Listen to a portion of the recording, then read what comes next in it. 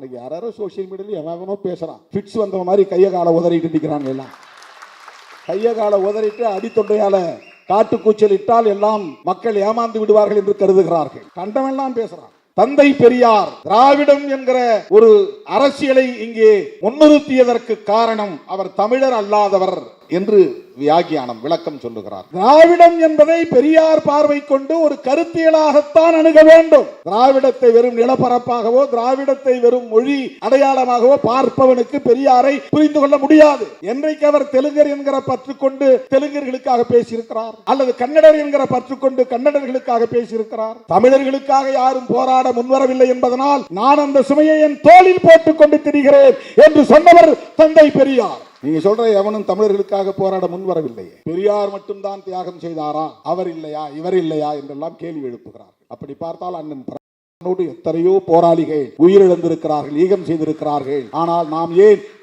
அவர்களை மட்டும் உயர்த்தி பிடிக்கிறோம்? இன்னைக்கு அவர்களின் பெயரை உச்சரிக்கக்கூடிய இந்த கற்றுக்குட்டிகளுக்கு தெரியுமா?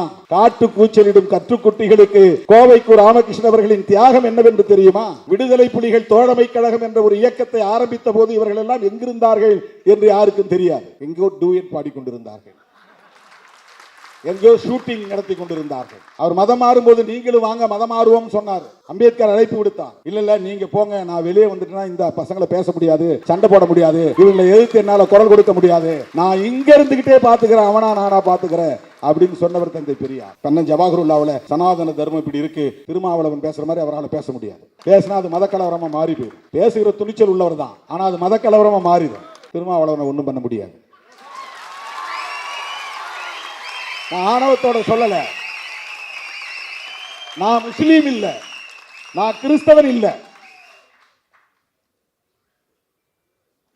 என்ன ஒண்ணும் பண்ண முடியாது. நான் பெரியாரின் பிள்ளை, அம்பேத்கரின் பிள்ளை, அவ்வளவுதான் என்னுடைய அடையாளம், அவ்வளவுதான் என்னுடைய அடையாளம்.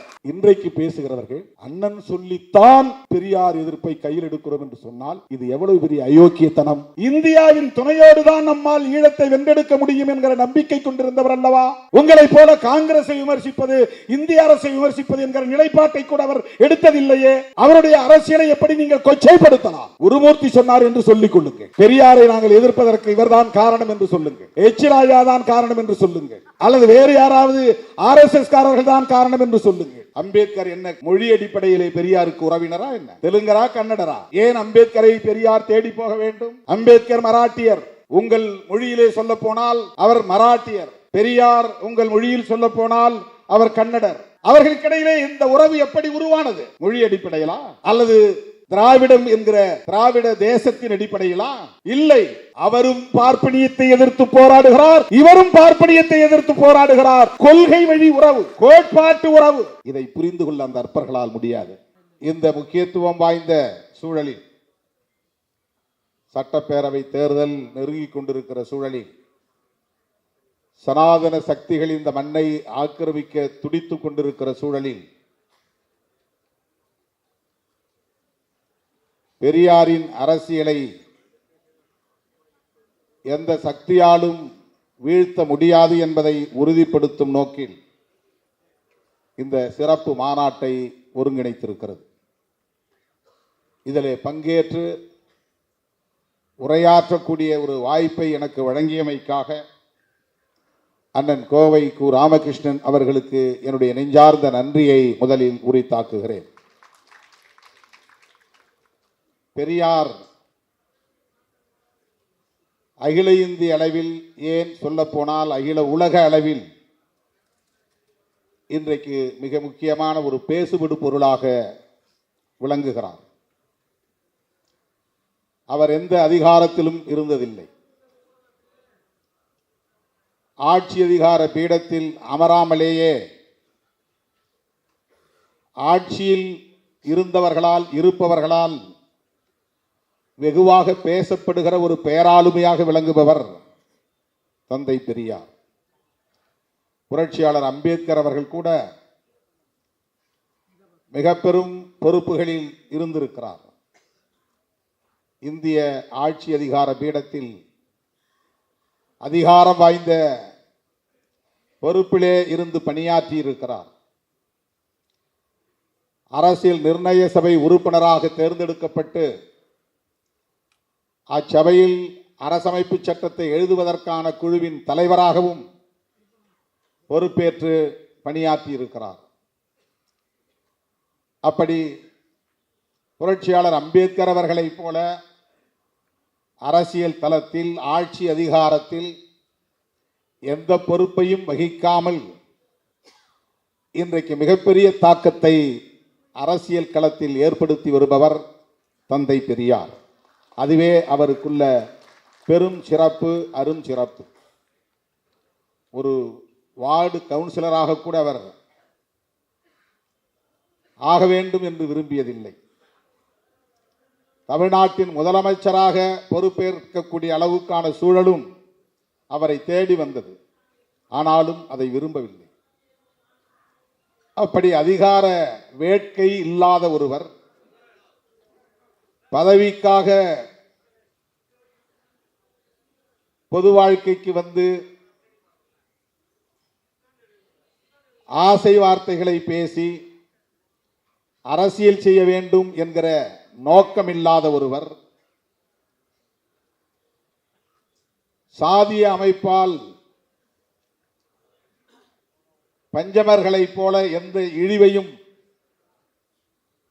அவமானத்தையும் சந்திக்காமல் சாதியை ஒழிக்க வேண்டும் என்று போராடிய ஒருவர் தந்தை பெரியார் மட்டும்தான். இது இந்திய அரசியலில் அவருக்குள்ள தனி சிறப்பு. அவர் செல்வந்தர் குடும்பத்தில் பிறந்தவர். ஓரளவுக்கு தகுதி, இந்து சமூக கட்டமைப்பிலே தகுதி உண்டு என்கிற ஒரு சாதிய அடையாளத்தோடு பிறந்தவர். அதாவது தமிழகத்தில் தொட்டால் தீட்டு கண்டால் தீட்டு என்கிற நிலையில் உள்ள சமூக அடையாளம் அவருக்கு இல்லை. சமூகத்தில் அவருக்கு மதிப்புண்டு என்கிற அளவுக்கான ஒரு சமூக அடையாளம், நாயக்கர் என்கிற சமூக அடையாளம். ஆகவே அவருக்கு எந்த இடத்திலும் கோவிலிலே நுழையக்கூடாது, குளத்திலே இறங்கக்கூடாது, செருப்பு அணியக்கூடாது என்கிற நெருக்கடிகள் இல்லை, கட்டுப்பாடுகள் இல்லை, அவமானங்கள் இல்லை, அவமதிப்புகள் இல்லை. அப்படிப்பட்ட ஒரு சமூக தகுதியுள்ள குடும்பத்தில் பிறந்தவர், பொருளாதார வசதி படைத்த குடும்பத்தில் பிறந்தவர், பல கோவில்களில் தர்மகர்த்தா பொறுப்பை வகித்த தந்தைக்கு மகனாக பிறந்தவர். இப்படிப்பட்ட சோசியல் ஸ்டேட்டஸ், சமூக தகுதி அவருக்கு உண்டு. அவர் விரும்பியிருந்தால் அந்த வாழ்வே சுகமானது என்று அப்படியே வாழ்ந்திருக்க முடியும். இன்னும் பொருளாதாரத்தை மேம்படுத்திக் கொள்வதற்கான தொழிலை, வணிகத்தை நாடி சென்றிருக்க முடியும். நிலபுலங்களும் அவருக்கு ஏராளம் இருந்தன. ஒரு நிலக்கிழார் குடும்பத்திலும் பிறந்தவர். அப்படிப்பட்ட ஒருவர் தனது இறுதி மூச்சு வரையில் பொது வாழ்விலே தன்னை ஒப்படைத்துக் கொண்டார் என்றால் அவருடைய உழைப்பையும் ஈகத்தையும் ஒருவன் உள்நோக்கத்தோடு கொச்சைப்படுத்துகிறான் என்றால் அவன் இந்த மண்ணில் தமிழனாக வாழ தகுதியற்றவன், மனிதனாக வாழ தகுதியற்றவன் என்றுதான் நாம் புரிந்து கொள்ள வேண்டும். அவருடைய உழைப்பை சந்தேகப்படுவது, அவருடைய நோக்கத்திற்கு களங்கம் விளைவிக்கக்கூடிய வகையில் கற்பிதமான கருத்துக்களை, அவதூறுகளை பரப்புவது மிகவும் அற்பமான ஒரு அரசியல். பொது வாழ்க்கைக்கு வரக்கூடிய பலர் ஏன் 99.99 விழுக்காடு பதவி ஆசை, ஆட்சி அதிகாரத்தின் மீது வேட்கை, அதன் மூலம் கிடைக்கிற புகழ், அதை ஒட்டி தம் மீது படுகிற வெளிச்சம், இவற்றுக்காகத்தான் பொது வாழ்க்கைக்கு வருகிறார்கள் என்பதை யாரும் மறுத்துவிட முடியாது. அப்படி எண்ணியிருந்தால் காங்கிரசிலேயே அவர் நீடித்திருக்க முடியும். அப்படி அவர் ஆசைப்பட்டிருந்தால் காங்கிரசிலேயே நீடித்து தமிழ்நாட்டின் முதலமைச்சராக ஆகியிருக்க முடியும், அல்லது அகில இந்திய அளவில் அவர் மிக உயர்ந்த பதவிக்கும் போயிருக்க முடியும். ஆனால் காங்கிரஸ் கட்சியில் நிலவுகிற சனாதன தர்ம அடிப்படையிலான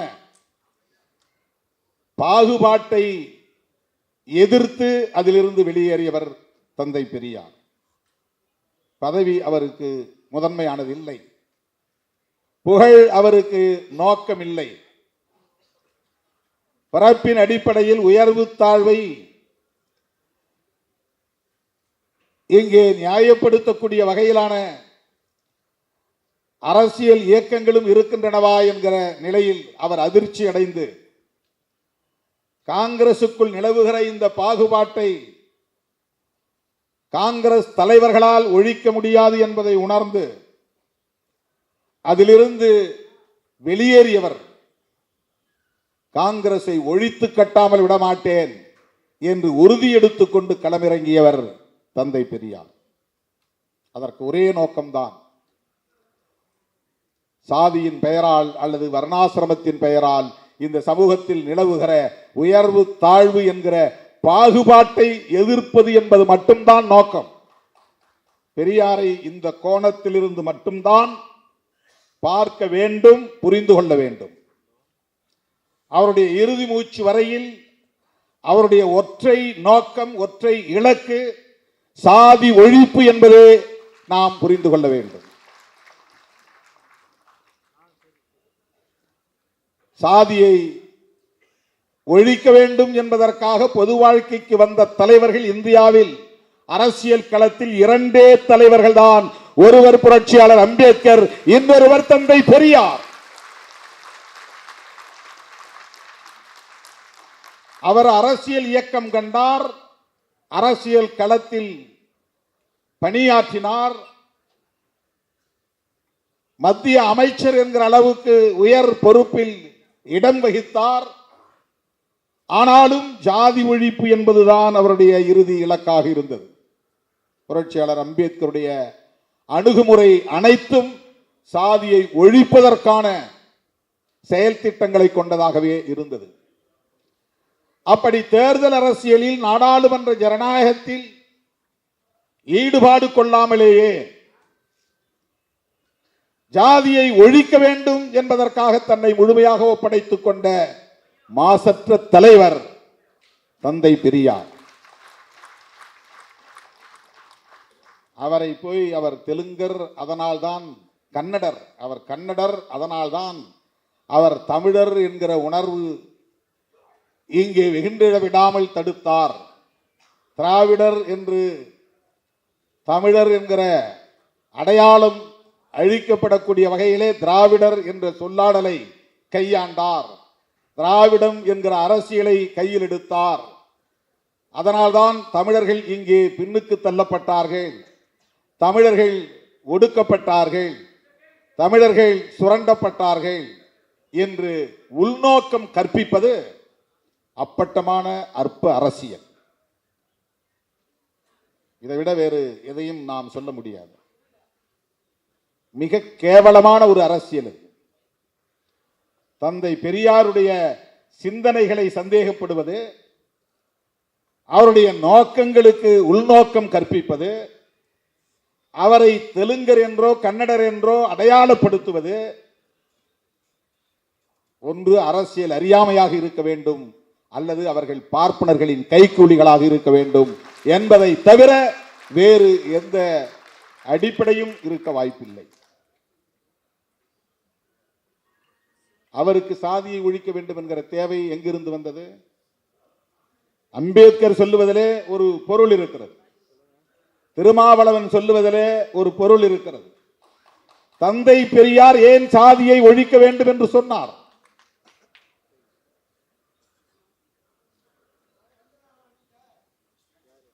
இந்த கோணத்திலே தோழர்கள் சிந்திக்க வேண்டும்.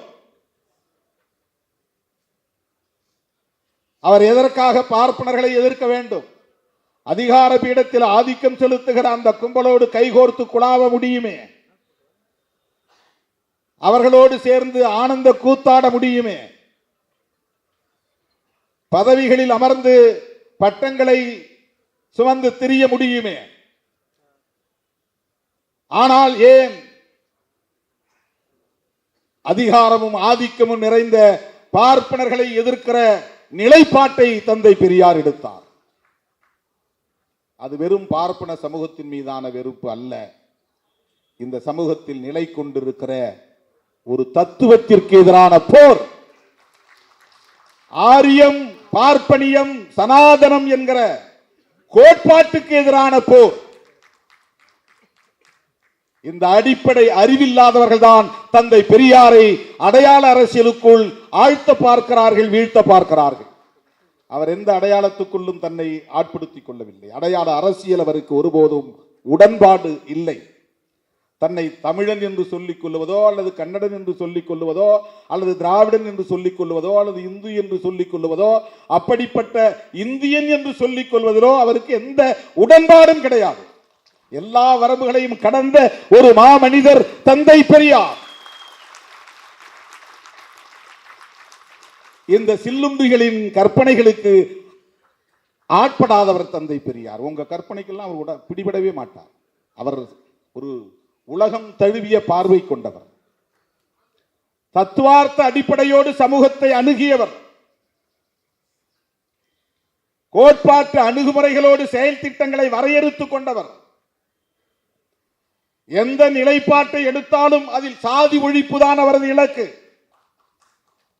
தமிழன் என்று பேசினாலும் மொழியால் தமிழன் என்கிற உணர்வல்ல, அதில் ஜாதி ஒழிப்பு இருந்தால், அந்த செயல் திட்டம் இருந்தால் அதை உயர்த்தி பிடித்தார். அவ்வளவுதான். நான் இந்த மொழிக்குரியவன் என்று ஒருபோதும் அவர் பெருமை பேசியதில்லை. நான் இந்த மதத்திற்குரியவன் என்று ஒருபோதும் அவர் அந்த வரலாற்று புனைவுகளை பெருமையாக முன்னிறுத்தியதில்லை. அவர் வெளிப்படையாகவே சொல்லுகிறார், எனக்கு மொழி அபிமானம் கிடையாது, எனக்கு இன அபிமானம் கிடையாது, எனக்கு தேச அபிமானமும் கிடையாது என்கிறார். இப்படி ஒரு தலைவர் 20ஆம் நூற்றாண்டிலே இந்தியாவில் தோன்றியது இவர் ஒருவர் மட்டும்தான்.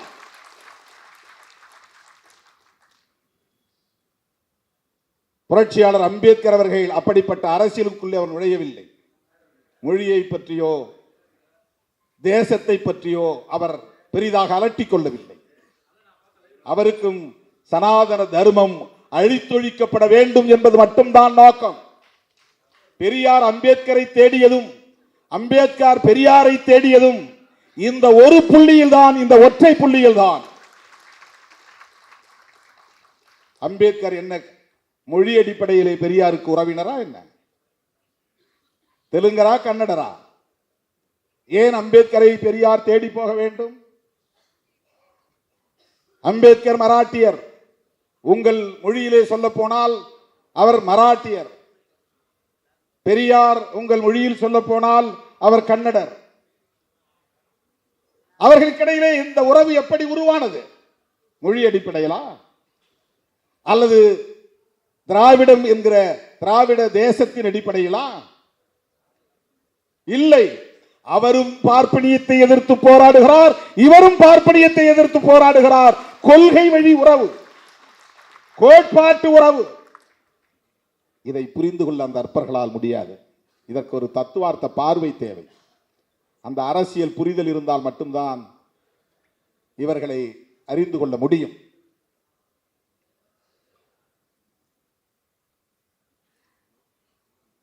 தந்தை பெரியார் திராவிடம் என்கிற ஒரு அரசியலை இங்கே முன்னிறுத்தியதற்கு காரணம் அவர் தமிழர் அல்லாதவர் என்று வியாக்கியானம் விளக்கம் சொல்லுகிறார்கள்.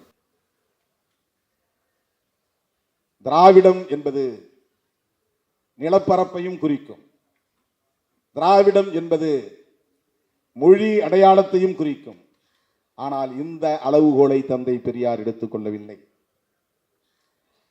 ஐக்கியமாக அமைப்புகளை ஒருங்கிணைப்பதற்கு சென்னை மாகாணத்தில் உள்ள அனைவரும் தமிழ், மலையாளம், தெலுங்கு, கன்னடம், ஒடியா போன்ற மொழிகளை பேசக்கூடியவர்கள், சென்னை மாகாண எல்லைக்குட்பட்டவர்கள், அதை அண்டை பகுதியில் உள்ள சில இந்த மொழிகளை பேசக்கூடிய மக்கள் இவர்களை திராவிடர்கள் என்று அவர் அடையாளப்படுத்தியது கூட வட இந்தியர்களின் ஆதிக்கத்தை எதிர்ப்பதற்கு இது பயன்படும் என்கிற அடிப்படையில் தானே தவிர மொழி அடிப்படையில் அல்ல. மொழி அடிப்படையில் அல்ல. அவர் ஒரே நேரத்தில் இரண்டு எதிரிகளை முன்னிறுத்துகிறார். ஒன்று வட இந்தியர்களின் ஆதிக்கம், வடவர் ஆதிக்கம், அதை எதிர்க்க வேண்டும். இரண்டு, இந்தியா முழுவதும் ஆக்கிரமித்திருக்கிற சனாதன தர்மத்தை அழித்தொழிக்க வேண்டும். சனாதன தர்மத்தை அழிப்பதற்கு அவர் செயல் திட்டங்களை வரையறுக்கிற போது அதற்கு அடிப்படையான தத்துவம் என்ன, அதை பின்பற்றக்கூடியவர்கள் யார், அதை கட்டி காப்பாற்றக்கூடியவர்கள் யார், அதனால் பயன்பெறக்கூடியவர்கள் யார் என்று பார்க்கிற போது அதனால் பெரும் பயன் அடையக்கூடியவர்கள் ஆரியர்களும் பிராமணர்களும். ஆரியர்களும் பிராமணர்களும் ஒன்று என்று நாம் கருதுவோம். பிராமணர்கள் உள்ளடங்கிய ஆரிய இனம் என்பது பரந்தது. ஆரியர்கள் என்றால் பார்ப்பனர்களை மட்டும் குறிக்காது. பார்ப்பனர்களும் ஆரியர்கள், பார்ப்பனர் அல்லாத பனியாக்களும் ஆரியர்கள் என்றுதான் தங்களை அடையாளப்படுத்திக் கொள்கிறார்கள். இன்னும் சொல்ல போனால் இஸ்லாமியர்கள் கூட, ஈரானில் இருந்து வந்தவர்கள் இன்றைக்கு பார்சி மதத்தை எங்கள் மதம் என்று சொல்லிக் கொள்ளக்கூடிய அந்த பெர்சியன்ஸ், அவர்களும் தங்களை ஆரியர்கள் என்றுதான் சொல்லிக் கொள்கிறார்கள். வைசியர்களும் கூட, சில வைசியர்கள், வட இந்தியாவை சார்ந்த வைசியர்களும் தங்களை ஆரியர்கள் என்றே சொல்லிக் கொள்கிறார்கள். ஜெர்மானிய நாட்டை சார்ந்த ஹிட்லரும் கூட ஆரியன் தான். ஜெர்மானிய நாட்டை சார்ந்தவர்களும் ஆரியர்கள் தான். ஆகவே ஆரியர்கள் என்பது ஒரு பரந்த ரேஷியல் குரூப்.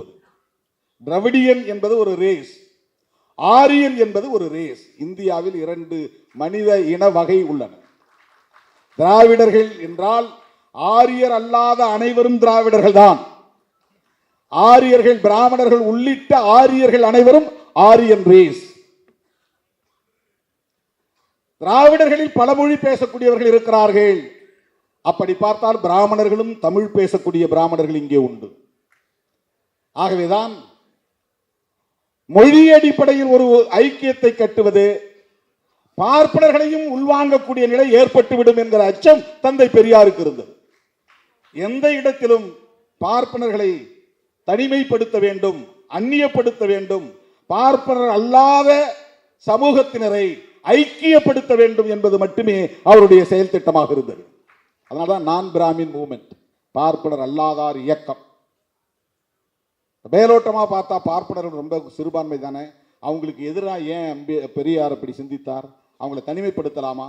இப்ப அவங்கள சிறுபான்மை மக்களை அப்படி தனிமைப்படுத்தி அந்நியப்படுத்தி அவர்களுக்கு எதிரான துவேஷத்தை, வெறுப்பை விதைப்பது எந்த வகையிலே நியாயம் என்று கேட்கலாம். அவர்கள் 3% தான்.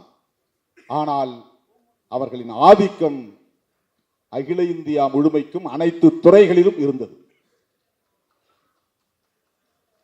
அதற்கு எது சாதகமாக இருந்தது என்றால், எண்ணிக்கையில் அவர்கள் மிகவும் சிறுபான்மையினராக இருந்தாலும் அவர்களுக்கான பாதுகாப்பை உறுதிப்படுத்துவது இந்த மண்ணில் நிலைப்படுத்தப்பட்டிருக்கிற சனாதன தர்மம் தான், அல்லது பார்ப்பனிய தர்மம் தான், அல்லது மனு தர்மம் தான், அல்லது வர்ணாசிரம தர்மம் தான். இதை கண்டு வந்தவர் தந்தை பெரியார். ஆகவே பார்ப்பனர்களை அந்நியப்படுத்துவது, தனிமைப்படுத்துவது என்கிற துணிச்சலான முடிவை 20ஆம் நூற்றாண்டிலே உயர்த்தி பிடித்தவர் தந்தை பெரியார். இது சாதாரணமான காரியம் இல்லை. இந்த துணிச்சல் எல்லோருக்கும் வந்து விடாது. உயர் நீதிமன்ற நீதிபதிகளாக இருந்தாலும், உச்ச நீதிமன்ற நீதிபதிகளாக இருந்தாலும் இன்றைக்கும் அவர்களே பெரும்பான்மையாக இருக்கிறார்கள். சாதி எண்ணிக்கையில் சிறுபான்மையாக இருந்தாலும் அதிகார பீடத்தில் அவர்கள் தான் பெரும்பான்மையாக இருக்கிறார்கள். உச்ச நீதிமன்ற நீதிபதிகளில் எத்தனை பேர் ஓபிசி? எஸ்சி எஸ்டி விடுங்க, எத்தனை பேர் ஓபிசி? மோடியின் கைகளை உயர்த்தி பிடிக்கிற சாதி இந்து அடையாளம் உள்ள தலைவர்களை பார்த்து கேட்கிறேன். திரு எடப்பாடி பழனிசாமி அவர்களை பார்த்து கேட்கிறேன். தமிழ்நாட்டிலே தேசிய ஜனநாயக கூட்டணியின் ஆட்சி மலரும் என்று சொல்லுகிறீர்கள், அதற்கு பொருள் என்ன? பாரதிய ஜனதாவின் ஆட்சி மலரும் என்றுதானே பொருள். அது உங்களால் புரிந்து கொள்ள முடிகிறதா இல்லையா? திமுக தலைமையிலான கூட்டணியை நாங்கள் திமுக கூட்டணி என்கிறோம். அதிமுக தலைமையிலான கூட்டணியை நீங்கள் தேசிய ஜனநாயக கூட்டணி என்கிறீர்கள்.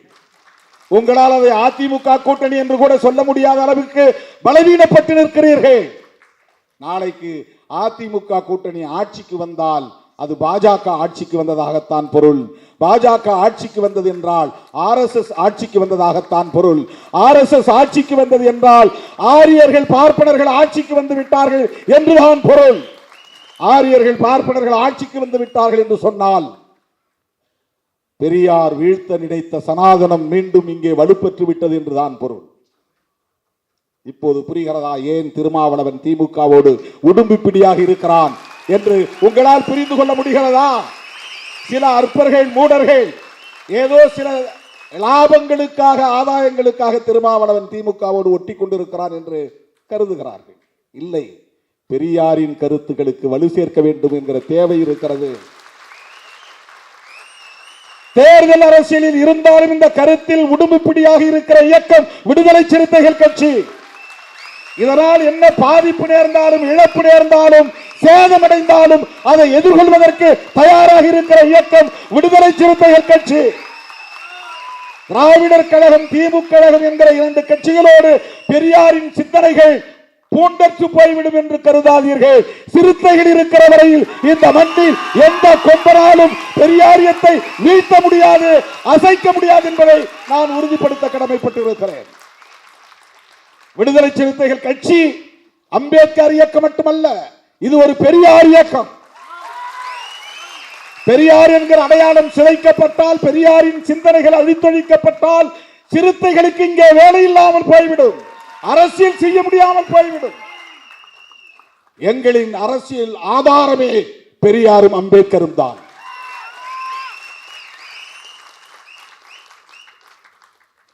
அந்த அரசியலுக்கு வேட்டு வைக்க பார்க்கிறார்கள். இது இன்றைக்கு நேற்றைக்கு நிகழ்ந்ததல்ல. பெரியார் வாழ்ந்த காலத்திலேயே பெரியாருக்கு நேருக்கு நேராகவே அவரை மிக கேவலமாக விமர்சித்திருக்கிறார்கள், எதிர்த்து அரசியல் செய்திருக்கிறார்கள். அவற்றை எல்லாம் ஒரு பொருட்டாகவே எடுத்துக்கொள்ளாதவர் தந்தை பெரியார். ஒரு சூத்திரன் பெரியார் மொழியில் சொன்னால், ஒரு ஓபிசி இன்றைய மொழியில் சொன்னால் அதர் பேக்வர்ட் கம்யூனிட்டி. கடலூரிலே அவர் பேசிக் கொண்டிருந்த போதே மலத்தை எடுத்து அவர் மீது வீசினான். தன் மீது மனித கழிவு வீசப்பட்டது என்பதை தெரிந்தும் கூட அதனால் ஆத்திரப்படாத தந்தை பெரியார், கோட்டம் கலைந்துவிடக் கூடாது, தன் உரை பாதியிலேயே நின்றுவிடக் கூடாது என்கிற பொறுப்புணர்வோடு தன் உடையில் போர்த்தியிருந்த ஜமுக்காலம் அந்த போர்வையை கொண்டு அந்த மலத்தை நரகளை மூடிக்கொண்டு பிறகு அரை மணி நேரம் பேசியிருக்கிறார். அவர்தான் பெரியார். பேசி முடித்த பிறகுதான் தன் மீது நரகள் வீசப்பட்டது என்பதை அவர் மற்றவர்களுக்கு சொல்லி இருக்கிறார். செருப்படுத்தி வீசி இருக்கிறார்கள், அழுகிய முட்டைகளை கொண்டு வீசி இருக்கிறார்கள். இவற்றையெல்லாம் எந்த பார்ப்பனரும் செய்யவில்லை. பார்ப்பனர்களின் ஏவலாட்களாக இந்த பிற்படுத்தப்பட்ட மிகவும் பிற்படுத்தப்பட்ட சமூகத்தில் பிறந்த சகோதரர்கள் தான், பெரியார் மொழியில் சொல்ல போனால் சூத்திரர்கள் தான் அவருக்கு எதிராக இந்த நடவடிக்கைகளை எல்லாம் செய்திருக்கிறார்கள். அரசியல் ரீதியாக சிலம்பு செல்வர் என்று போற்றப்பட்ட மாப்போசி அவர்களை முன்னிறுத்தி பெரியாருக்கு எதிரான அரசியலை செய்ய வைத்தார்கள். யார் செய்தது? இன்றைக்கு இருக்கிற விகடன் குழுமம் அன்றைக்கும் இருந்தது. அவர்கள் பெரியாருக்கு எதிரான அரசியலை செய்தார்கள். டி கிருஷ்ணமாச்சாரி, கல்கி கிருஷ்ணமூர்த்தி, இந்த பெரியவர்கள் எல்லாம் பெரியாருக்கு எதிரான அரசியலை மாப்போசியை கொண்டு செய்தார்கள். மாப்போசியின் பிள்ளை இன்றைக்கு அப்படியே செய்கிறது. யார் என்று உங்களுக்கு தெரியும். அதே வழியில் தான் அவர், அதே திசை வழியில் தான் அவர் பயணிக்கிறார். அண்ணன் திருமாவளவனும் பெரியார் தான் என்று சொன்னால் திருமாவளவன் மயங்கி விடுவான் என்று கருதுகிறார்கள். அல்லது திருமாவளவனை ஆதரிப்பவர்கள் மயங்கி போவார்கள் என்று யாரோ சொல்லி தந்திருக்கிறார்கள். திருமாவளவனும் திருமாவளவனோடு களமாடக்கூடிய எந்த தோழனும் அவ்வளவு எளிதாக எளிதாக இலகுவாக இந்த மாய்மால வித்தைகளுக்கு ஒருபோதும் மயங்கிவிட மாட்டார்கள் என்பதை நான் பதிவு செய்ய விரும்புகிறேன். நாங்கள் வெறும் வாக்கு வங்கிக்காக அரசியல் செய்யவில்லை, சில தொகுதிகளுக்காக நாங்கள் அரசியல் செய்யவில்லை, அதிகார தேடலுக்காக நாங்கள் அரசியல் செய்யவில்லை. புரட்சியாளர் அம்பேத்கரும் தந்தை பெரியாரும் கண்ட கனவை நனவாக்குவதற்காகத்தான் விடுதலை சிறுத்தைகள் களத்தில் நிற்கிறோம்.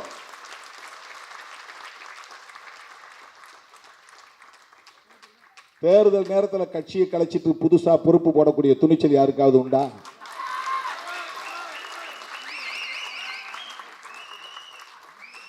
மாவட்ட செயலாளர்கள் எல்லா கட்சியிலும் ஒரு ரெவன்யூ மாவட்டத்துக்கு ஒருத்தர் 2 பேர் தான். இந்தியாவுக்கே வழிகாட்டக்கூடிய வகையில் ஒரு சட்டமன்ற தொகுதிக்கு ஒரு மாவட்ட செயலாளர், 234 மாவட்ட செயலாளர்களை அறிவித்துவிட்டு வந்து நான் மேடையில் நிற்கிறேன். ஒரு சட்டமன்ற தொகுதி தான் உனக்கு போய் வேலை செய்ய, தொகுதி மாவட்ட செயலாளர். எங்களுக்கு நிலப்பரப்பு குறைஞ்சு போச்சு அப்படின்னு சிலருக்கு அதிருப்தி இருக்கலாம். என்னை விட கீழான நிலையில் இருந்தவரெல்லாம் நீங்க மாவட்ட செயலாளர் ஆக்கிட்டீங்க என்று சில பேருக்கு வருத்தம் இருக்கலாம். ஆனால் என்னை ஏற்றுக்கொண்ட தோழர்கள் ஒருபோதும் இதற்காக வெளியேற மாட்டார்கள், விலக மாட்டார்கள். தொடக்கத்திலிருந்து நான் முதலாக இந்த இயக்கத்தின் தலைமை பொறுப்பை ஏற்ற நாளில் இருந்து புரட்சியாளர் அம்பேத்கரோடு தந்தை பெரியாரின் திருவுருவப் படத்தையும் பொறித்து துண்டறிக்கைகளை விநியோகித்து ஒவ்வொரு சேரிக்கும் கொண்டு போய் சேர்த்தவன் திருமாவளவன். இன்றைக்கு நேற்றுக்கல்ல, அப்ப நான் தேர்தல் பாதையை கூடாதுன்னு சொன்ன காலம், 10 ஆண்டு காலம் தேர்தல் பாதை வேண்டாம் என்று அரசியல் செய்த நேரத்தில் பெரியாரை, புரட்சியாளர் அம்பேத்கரை, இருவரும் ஆசான்களை கொள்கை ஆசான்கள் என்று பிரகடனம் செய்தவன் திருமாவளவன். பல பேர் விமர்சனம் செய்தார்கள், நான் அதை ஒரு பொருட்டாக எடுத்துக் கொள்ளவில்லை. அதே அடிப்படையில் தான் இன்றைக்கும் நாங்கள் இயங்கிக் கொண்டிருக்கிறோம். திராவிடம் என்கிற சொல் நிலப்பரப்பை குறிக்கும், அது ஒரு பார்வை. மொழிகளை அடையாளப்படுத்தும், அது ஒரு பார்வை. அதைவிட முக்கியமானது பெரியார் பார்வை என்னவென்றால் கருத்தியலை அடையாளப்படுத்தும் என்பதுதான், ஐடியாலஜிக்கல் ஐக்கன். திராவிடம் என்பதை பெரியார் பார்வை கொண்டு ஒரு கருத்தியலாகத்தான் அணுக வேண்டும். திராவிடத்தை வெறும் நிலப்பரப்பாகவோ, திராவிடத்தை வெறும் மொழி அடையாளமாகவோ பார்ப்பவனுக்கு பெரியாரை புரிந்து கொள்ள முடியாது. என்றைக்கு அவர் தெலுங்கர் என்கிற பற்றுக்கொண்டு தெலுங்கர்களுக்காக பேசியிருக்கிறார், அல்லது கன்னடர் என்கிற பற்றுக்கொண்டு கன்னடர்களுக்காக பேசியிருக்கிறார், தமிழர்களுக்காக யாரும் போராட முன்வரவில்லை என்பதனால் நான் அந்த சுமையை என் தோளில் போட்டுக் கொண்டு திரிகிறேன் என்று சொன்னவர் தந்தை பெரியார். நீங்க சொல்ற எவனும் தமிழர்களுக்காக போராட முன்வரவில்லையே. பெரியார் மட்டும்தான் தியாகம் செய்தாரா, அவர் இல்லையா, இவர் இல்லையா என்றெல்லாம் கேள்வி எழுப்புகிறார்கள். அப்படி பார்த்தால் அண்ணன் எத்தனையோ போராளிகள் உயிரிழந்திருக்கிறார்கள், ஈகம் செய்திருக்கிறார்கள். ஆனால் நாம் ஏன் அவர்களை மட்டும் உயர்த்தி பிடிக்கிறோம்? அதுதான் அரசியல். பிரபாகரன் என்கிற அந்த மாமனிதரை, மேதகு அண்ணன் பிரபாகரன் அவர்களை சொன்னால் ஆயிரக்கணக்கான லட்சக்கணக்கான போராளிகளையும் குறிக்கும், அவ்வளவுதான். பெரியாரை சொன்னால் அதற்குள்ளே எல்லா போராளிகளும் அடக்கம். மொழிக்காக போராடியவர்கள், இன உரிமைகளுக்காக போராடியவர்கள், இந்தியை எதிர்த்து ஈகம் செய்தவர்கள், ஆரியத்தை பார்ப்பனியத்தை எதிர்த்து களமாடியவர்கள், இலக்கிய தலங்களில் பணியாற்றியவர்கள், அத்தனை பேரையும் குறிக்கும். வீம்புக்கு வரட்டுவாதம் செய்கிறார்கள். அதற்கு என்ன காரணம் என்றால், பெரியார் என்கிற அடையாளம் தான் உத்தரப்பிரதேசத்திலும் தாக்கத்தை ஏற்படுத்துகிறது, பீகாரிலும் தாக்கத்தை ஏற்படுத்துகிறது, அகில இந்திய அளவிலும் உலக அளவிலும் இன்றைக்கு சுயமரியாதை குறித்த விவாதம் இன்றைக்கு உயர்த்தி பிடிக்கப்படுகிறது. சுவிட்சர்லாந்தில் தாவோஸ் என்கிற இடத்தில் நடைபெறுகிற ஒரு பொருளாதார மாநாட்டில் பேசிய கனடிய பிரதமர் சுயமரியாதை தான் மனிதனுக்கு முதன்மையானது என்று பேசியிருக்கிறார் என்றால் அங்கே பெரியார் எதிரொலிக்கிறார். அரசியல் களத்தில் சுயமரியாதையை ஒரு பேசுவிடும் பொருளாக்கியவர், ஒரு விவாதத்திற்குரிய கோட்பாடாக மாற்றியவர். செல்ஃப் ரெஸ்பெக்ட் என்கிற இந்த சொற்றொடரை அரசியல் அரங்கில் புழக்கத்திற்கு கொண்டு வந்தவர், அறிமுகப்படுத்தியவர் தந்தை பெரியார். தோழர்களே, திராவிடம் என்பதை வெறும் மொழி அடையாளமாகவோ நிலப்பரப்பு என்கிற அடையாளமாகவோ தந்தை பெரியார் பார்க்கவில்லை. அது மதராஸ் மாகாணமாக இருந்த காலம். பிரிட்டிஷார் ஆட்சியில் இருந்தபோது Madras presidency, Bombay presidency, Kolkata presidency, central province, united province, இப்படி இந்தியாவில் பல மாகாணங்கள் பிரிட்டிஷ் ஆட்சி எல்லைக்குட்பட்ட பகுதிகள் இருந்தன. அதுதான் பிரிட்டிஷ் இந்தியா. திருவாங்கூர் சமஸ்தானம் அது சமஷ்டி, அது தனி ஆட்சி நிர்வாகத்தை கொண்டது. ஹைதராபாத் நிஜாம் தனி ஆட்சி நிர்வாகம் கொண்டது. மைசூர் மகாராஜா தனி ஆட்சி, அது ஒரு சமஸ்தானம். இதுபோல் எண்ணற்ற பல சமஸ்தானங்கள் இந்தியாவிலே உண்டு. ஜம்மு காஷ்மீரில் சமஸ்தானங்கள் இருந்தன, நூற்றுக்கணக்கான சமஸ்தானங்கள் இருந்தன. அவையெல்லாம் நேரடியாக பிரிட்டிஷ் ஆட்சி எல்லைக்குட்பட்டவை அல்ல. அப்படிப்பட்ட மாகாணங்களில் ஒன்றுதான் மதராஸ் மாகாணம்.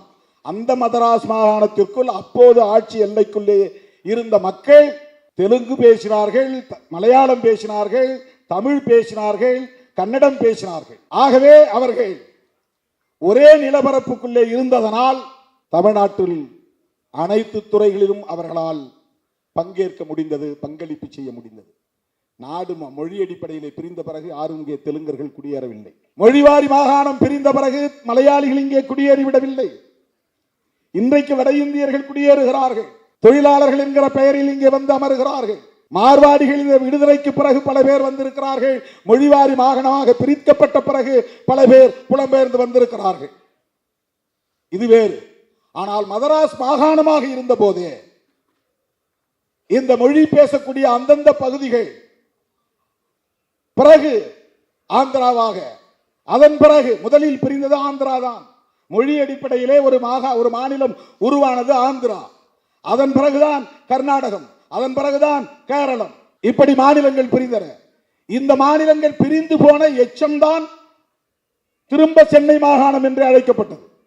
ஏனென்றால் இதுக்கு பழைய பேரு சென்னை மாகாணம் தான்.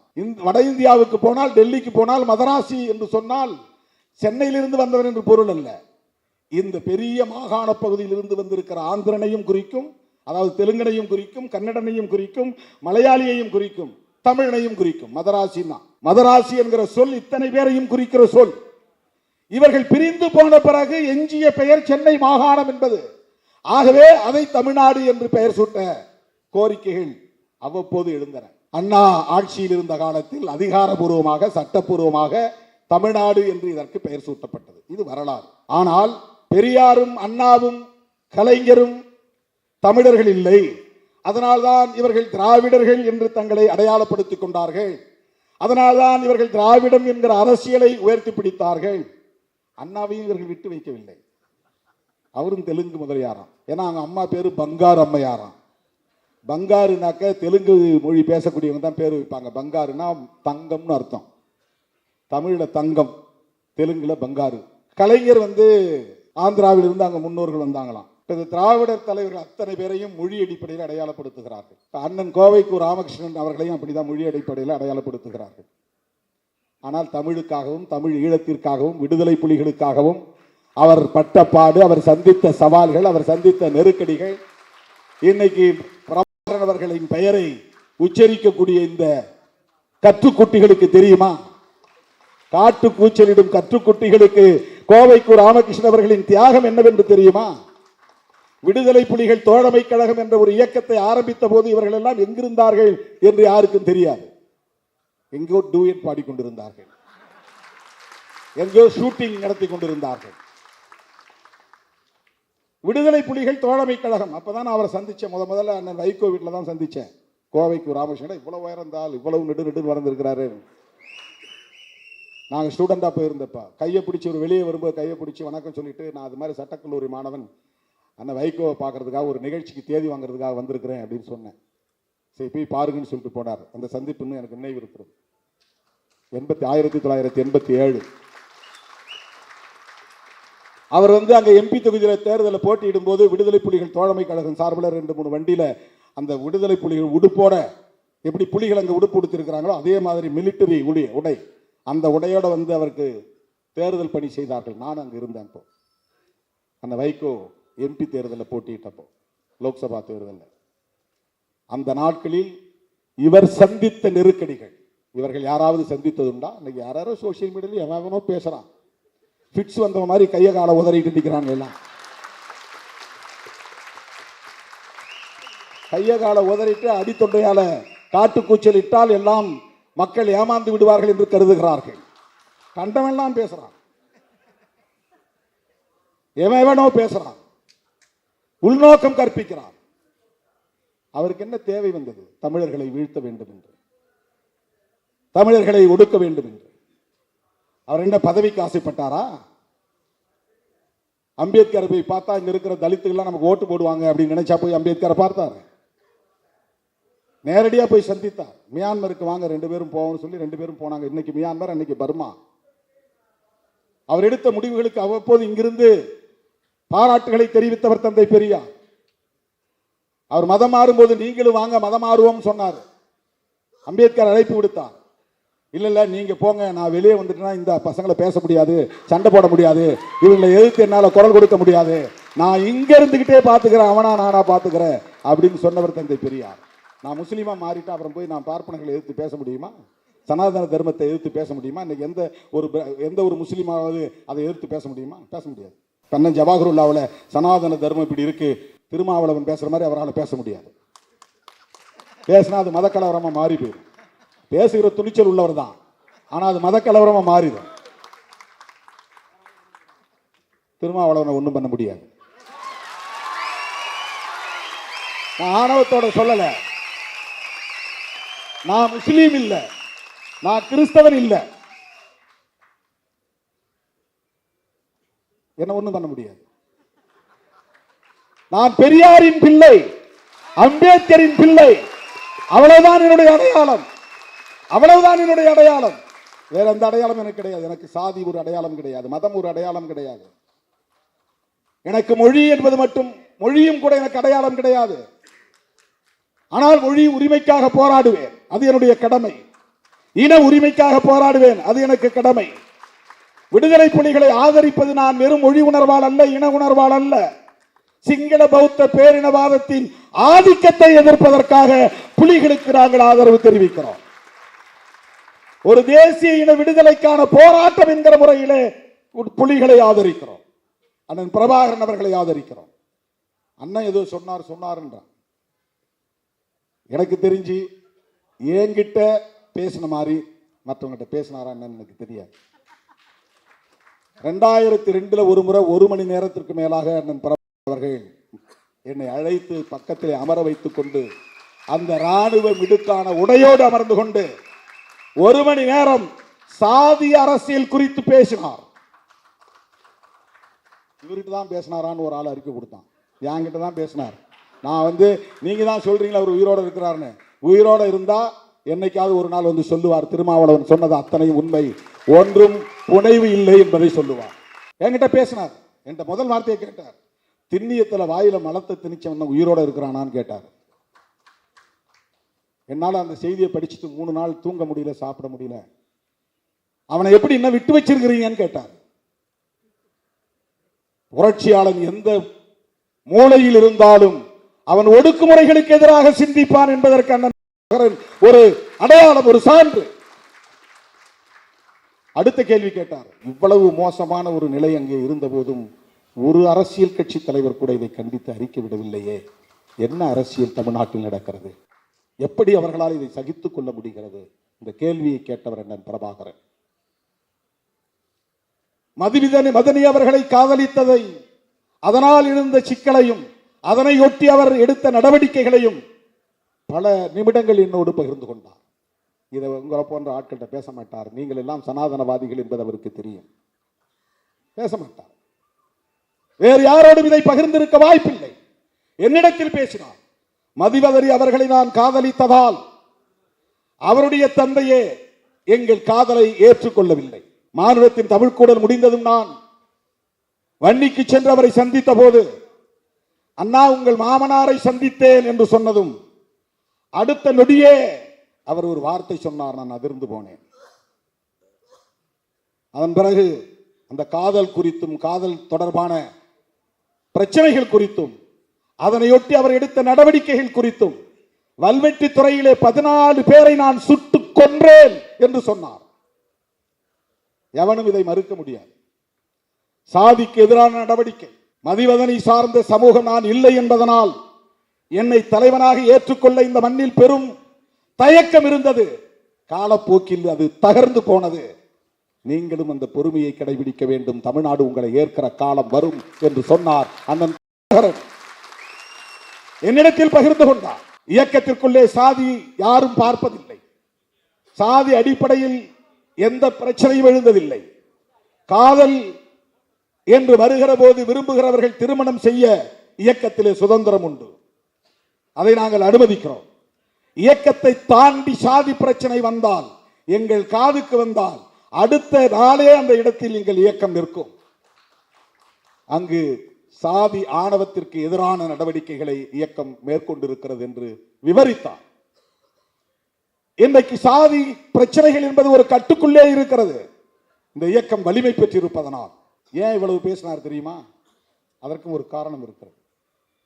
மானுடத்தின் தமிழ்க்கூடல் மாநாட்டிலே நான் பேசுகிற போது தமிழ்நாட்டிலிருந்து 5 பேர் போனோம்.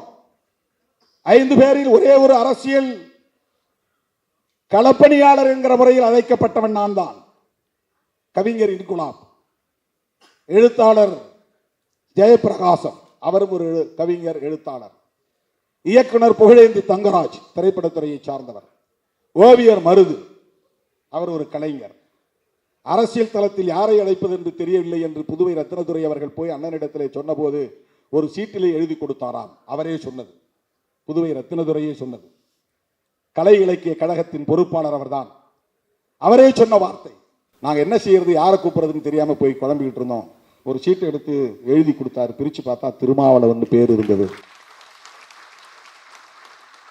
திருமாவளவனை மானுடத்தின் தமிழ்க்கூடல் மாநாட்டிற்கு அழையுங்கள் என்று சொன்னவர் அண்ணன் அவர்கள்.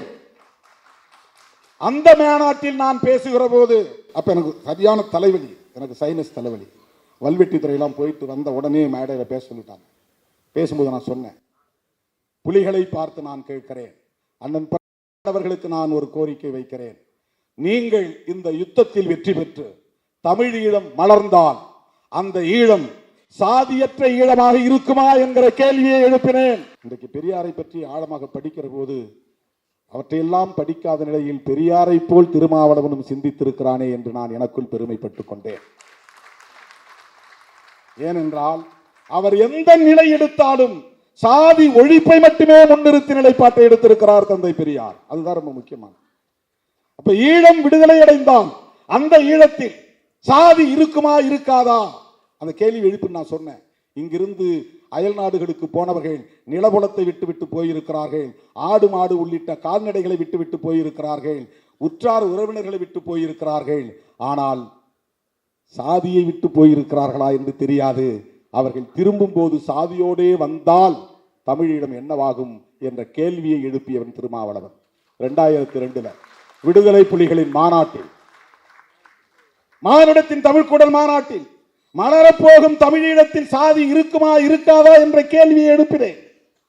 நான் பேசி முடித்தவுடன் ஆவேசத்தோடு வந்து அண்ணன் புதுவை ரத்தினதுரை அவர்கள் என் கையில் இருந்த ஒலிவேங்கியை பிடித்து பிடுங்கி பேசினார்.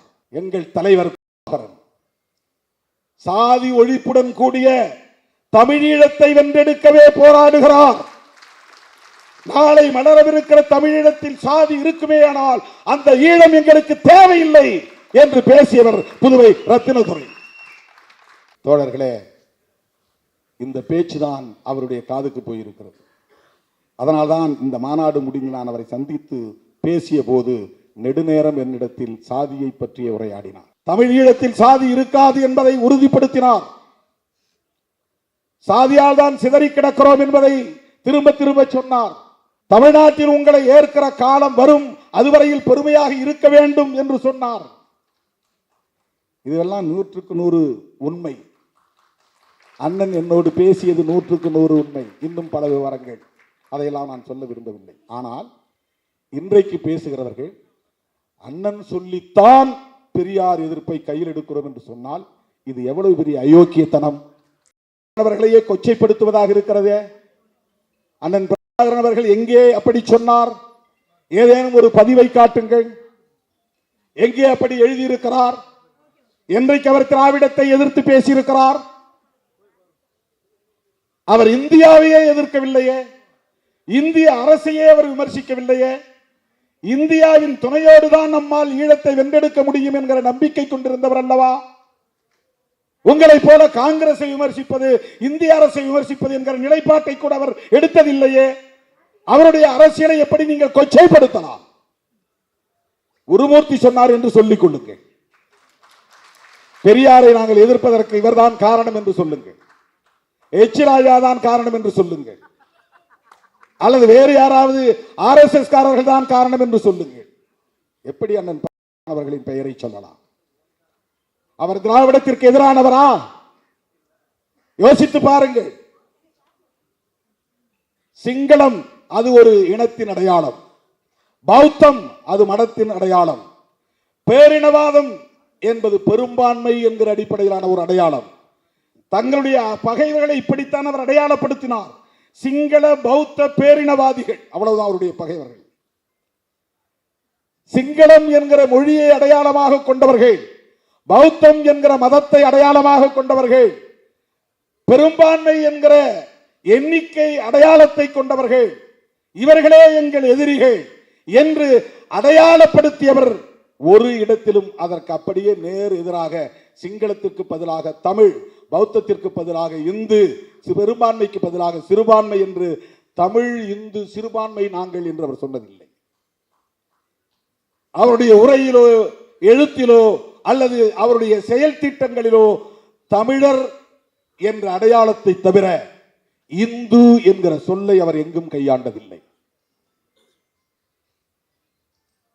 இந்து என்கிற சொல்லை கையாளாதவர், அப்படி ஒரு அடையாளத்தை ஏற்க விரும்பாதவர், அதன் அடிப்படையில் இந்தியாவில் இருக்கிற இந்து மதவாதிகளின் ஆதரவை விரும்பாதவர், அந்த அடிப்படையில் பிஜேபி RSS போன்றவர்களின் தயவை நாடாதவர் எப்படி உங்கள்கிட்ட போய் இப்படி சொல்லியிருப்பார் திராவிடம் நமக்கு எதிரானது என்று?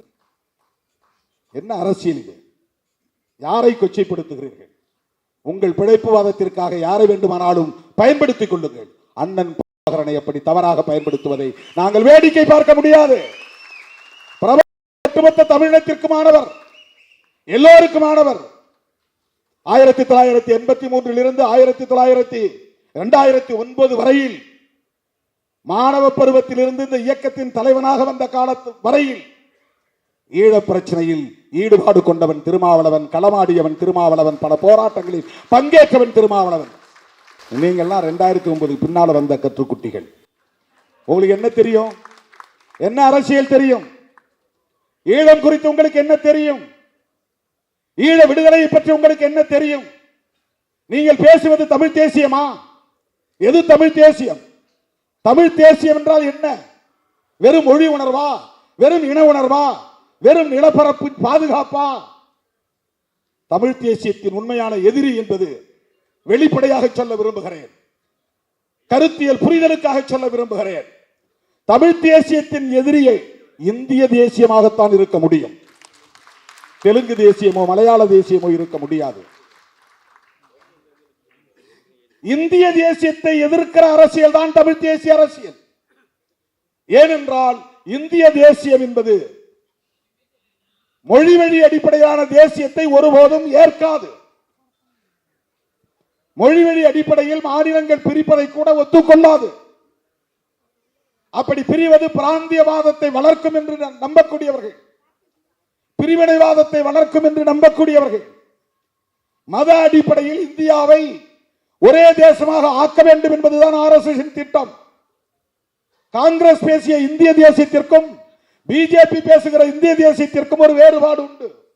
காங்கிரஸ் வெறும் நாட்டின் அடையாளத்தை அடிப்படையாக கொண்டது. நாம் அனைவரும் இந்திய தேசவாதிகள், அதனால் இந்தியர்கள்.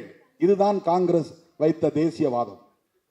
நீ தமிழ் பேசினாலும் சரி, மலையாளம் பேசினாலும் சரி, மராத்தி பேசினாலும் சரி, குஜராத்தி பேசினாலும் சரி, நீயும் இந்தியன் நானும் இந்தியன், வெள்ளையடை வெளியேற்ற போராடுவோம் வாருங்கள். இது காங்கிரஸ் முன்வைத்த தேசியவாதம். பிஜேபி முன்வைக்கிற தேசியவாதம் அப்படி அல்ல. பிரிட்டிஷாரை எதிர்ப்பது அவருடைய நோக்கம் இல்லை. ஏனென்றால் பிரிட்டிஷார் இல்லை. ஆனால் ஒரு தேசத்தை கட்ட வேண்டும். அம்பேத்கரும் ஒரு தேசத்தை கட்ட விரும்புகிறார். பெரியாரும் ஒரு தேசத்தை கட்ட விரும்புகிறார். காங்கிரசும் ஒரு தேசியவாதத்தை தேசத்தை கட்ட விரும்புகிறது. பிஜேபியும் ஒரு தேசத்தை கட்ட விரும்புகிறது. ஒவ்வொருவருக்கும் ஒவ்வொரு பார்வை. அம்பேத்கர் எப்படிப்பட்ட தேசத்தை கட்ட விரும்பினார் என்றால், அவர் விரும்பியது பௌத்த இந்தியாவை கட்டமைக்க வேண்டும் என்பது.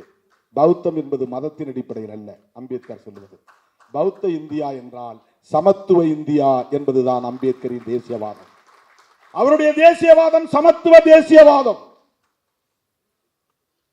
இந்தியாவில் பிறப்பின் அடிப்படையில் உயர்வு தாழ்வு இருக்கக்கூடாது. இந்தியாவுக்கு மதம் இருக்கக்கூடாது. இந்த அரசு ஒரு மதசார்பற்ற அரசு. ஆகவே மதச்சார்பின்மை என்பதை முதன்மை கோட்பாடாக உயர்த்தி பிடித்தவர் புரட்சியாளர் அம்பேத்கர் அவர்கள். இது எவ்வளவு பெரிய துணிச்சல்! உலகத்தில் எல்லா நாடுகளுக்கும் ஸ்டேட் ரிலிஜன் உண்டு. அம்பேத்கர் அந்த இடத்தில் இருந்ததால் இந்தியாவுக்கு ஸ்டேட் ரிலிஜன் இல்லை என்கிற முடிவை எடுத்தார். காங்கிரஸோடு எங்களுக்கு முரண்பாடு உண்டு. ஈழத்தமிழர் விவகாரத்தில் காங்கிரஸை நாங்கள் கடுமையாக எதிர்த்திருக்கிறோம். திமுக கூட்டணியில் இருந்து விடுதலை சிறுத்தைகளை வெளியேற்றுங்கள் என்று 2009 தேர்தலின் போது வேலூர் ஞானசேகரன் போன்றவர்கள் சட்டப்பேரவையிலேயே என்னை பெயரை சொல்லி எதிர்த்து பேசியது இன்றைக்கும் அவை குறிப்பில் இருக்கிறது. போகிற இடங்களில் எல்லாம் பேச்சாளர்கள் பத்திரிகையாளர்கள் மத்தியிலே திருமாவளவனை வெளியேற்ற வேண்டும், அவன் புலிகளின் ஆதரவாளன் என்று பேசினார்கள். கருத்துரிமை மாநாடு புல்லாரெட்டி அவனியூரில் நடத்திய போது அந்த மாநாட்டுக்கு தடை விதிக்க வேண்டும் என்று பேசிய இயக்கம் காங்கிரஸ். ஏனென்றால் நாங்கள் புலிகளின் ஆதரவாளர்கள் என்பதால் மட்டுமே. அப்படி காங்கிரஸோடு எங்களுக்கு பல முரண்பாடுகள் உண்டு. காந்தியோடு முரண்பாடுகள் உண்டு. ஆனாலும் இன்றைக்கு காங்கிரஸோடும் காந்தியோடும் நாங்கள் ஒரு உறவை பேணுகிறோம் என்று சொன்னால் அதற்கு காரணம் அம்பேத்கர் முன்மொழிந்த மத சார்பின்மைக்கு காந்தியடிகளும் பண்டித ஜவஹர்லால் நேரு அவர்களும் இந்திரா காந்தி அம்மையார் அவர்களும் அவருடைய வாரிசு ராஜீவ் காந்தி அவர்களும் ஒரே நிலைப்பாட்டில் உறுதிப்பாட்டோடு இருந்தார்கள் என்பதுதான். இந்தியாவுக்கு நோ ஸ்டேட் ரிலீஜன். இந்தியாவுக்கு ஒரு அரச மதம் வேண்டாம். இந்திய அரசுக்கு ஒரு மதசார்பு அடையாளம் தேவையில்லை. இது மதசார்பற்ற அரசு. இந்த கருத்திலே அம்பேத்கர் அவர்களுக்கு ஒத்துழைத்தது நேருவும் காந்தியும். காந்தியடிகள் ஒரு மதவாதி தான், சனாதனவாதி தான். தன்னைத்தானே அப்படித்தான் அவர் அடையாளப்படுத்திக் கொண்டார். சனாதன தர்மத்தின் மீது எனக்கு நம்பிக்கை உண்டு என்று சொன்னார். பிறப்பின் அடிப்படையில் இந்த தீண்டாமை கூடாதே தவிர பாகுபாட்டை நாம் தவிர்க்க முடியாது. இது கர்மத்தின் வினைப்பயன் என்று சொன்னவர் காந்தியடிகள். அப்படிப்பட்டவர் விடுதலை பெற்ற இந்தியாவுக்கு மதம் வேண்டாம், இந்த அரசு ஒரு மதசார்பற்ற அரசு என்கிற அம்பேத்கரின் நிலைப்பாட்டுக்கு உடன்பட்டவர் காந்தி. அதனால் தான் நாத்துராம் கோட்சேவை வைத்து அந்த பார்ப்பனரை வைத்து சுட்டுக் கொன்றார்கள். காந்தியடிகளை சுட்டுக் கொன்றது ஒரு பார்ப்பனர். RSS இந்து மகா சபை ரெண்டும் ஒன்றுதான். வெவ்வேறு இயக்கமா இருந்தாலும் ரெண்டும் ஒன்றுதான். மதச்சார்பில்லை.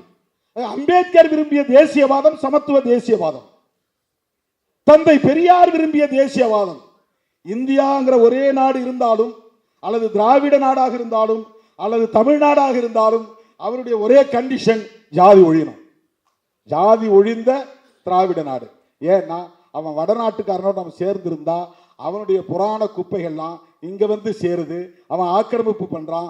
அவன்கிட்ட நாம விடுபடுவோம், உடைச்சிட்டு வெளியே வருவோம். நாம தட்சிண இந்தியா, தட்சிண இந்தியா, தென்னிந்தியா, தட்சிணம் என்றால் தெற்குன்னு அர்த்தம். தட்சிண இந்தியா, தட்சிண பாரத். பாரத்ங்கிற சொல்ல அம்பேத்கருக்கு உடன்பாடே கிடையாது. பாரதம் அவர் சொல்ல விரும்பல. இவங்கெல்லாம் கட்டாயப்படுத்தி இந்தியா அல்லது பாரத் அப்படின்னு எழுத வச்சாங்க.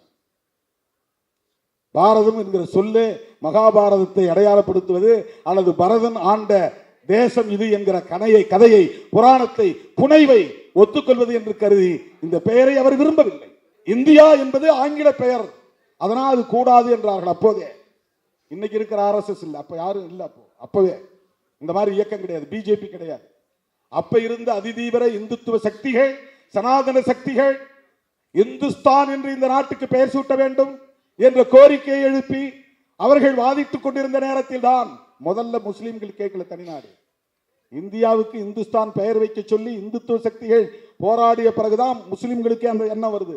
சரி, எங்களுக்கு பாகிஸ்தான் கொடுங்கன்னு கேட்டாங்க. அதுவரையிலும் அவங்க முதல்ல இந்த நாட்டை பிரிக்கணும் முயற்சி பண்ணல. இந்த நாட்டை இந்துக்களின் தேசம்னு மாத்துறதுக்கு முயற்சி செய்த போது, அப்படின்னா எங்களுக்கு தனியா கொடுத்துங்க, நாங்க போயிடுறோம் அப்படிங்கிற சிந்தனை ஜின்னாவுக்கு உதித்தது இவர்களால் தான். ஆக அம்பேத்கர் பேசிய தேசியவாதம் சமத்துவ தேசியவாதம், பெரியார் பேசிய தேசியவாதம். ஒரு கட்டத்தில் தமிழ்நாடு தமிழ் இருக்கேங்கிறார், இன்னொரு கட்டத்தில் திராவிட நாடு கோரிக்கை வைக்கிறார், இன்னொரு கட்டத்தில் இந்தியாவில் பார்ப்பனர்கள் தவிர அத்தனை பேரும் திராவிடர் தாயா, சாதி ஒழிப்பை ஏத்துக்கிறவன் எல்லாம் ஒன்னா சேருவோம் வாங்க அப்படின்னு சொன்னார். சாதி ஒழிப்பை ஏத்துக்கிறவன், பார்ப்பனியத்தை எதிர்க்கிறவன், ஆரியத்தை எதிர்க்கிறவன், சனாதன தர்மத்தை எதிர்க்கிறவன், பார்ப்பன ஆதிக்கத்தை எதிர்க்கிறவன் அவ்வளவு பேரும் ஒன்னா சேருவோம் வாங்க, அகில இந்திய அளவில் ஒன்னா சேருவோம் வாங்க. இதுதான் பெரியார், இதுதான் பெரியார். அவருக்கு மொழி அடையாளம் கிடையாது, அவருக்கு மதம் அடையாளம் கிடையாது. பார்ப்பனர்கள் மீது தனிப்பட்ட முறையில் ஒரு குறிப்பிட்ட சாதியின் மீது வெறுப்பு கிடையாது. அவர்களின் ஆதிக்கத்தை எதிர்க்க வேண்டும். ராஜாஜி முதலமைச்சராக இருந்த போது மொத்தமே 8 அமைச்சர் தான், பேரவைத் தலைவர், அப்புறம் மேலவைத் தலைவர், இந்த மாதிரி மொத்தம் 10 பேர். அந்த 10 பேர்ல 6 பேர் பார்ப்பனர்கள். அமைச்சரவையில் 6 பேர் பார்ப்பனர்கள். அந்த அளவுக்கு ஆதிக்கம் இருந்தது. எந்த துறையை எடுத்துக்கொண்டாலும் பார்ப்பனர்கள்.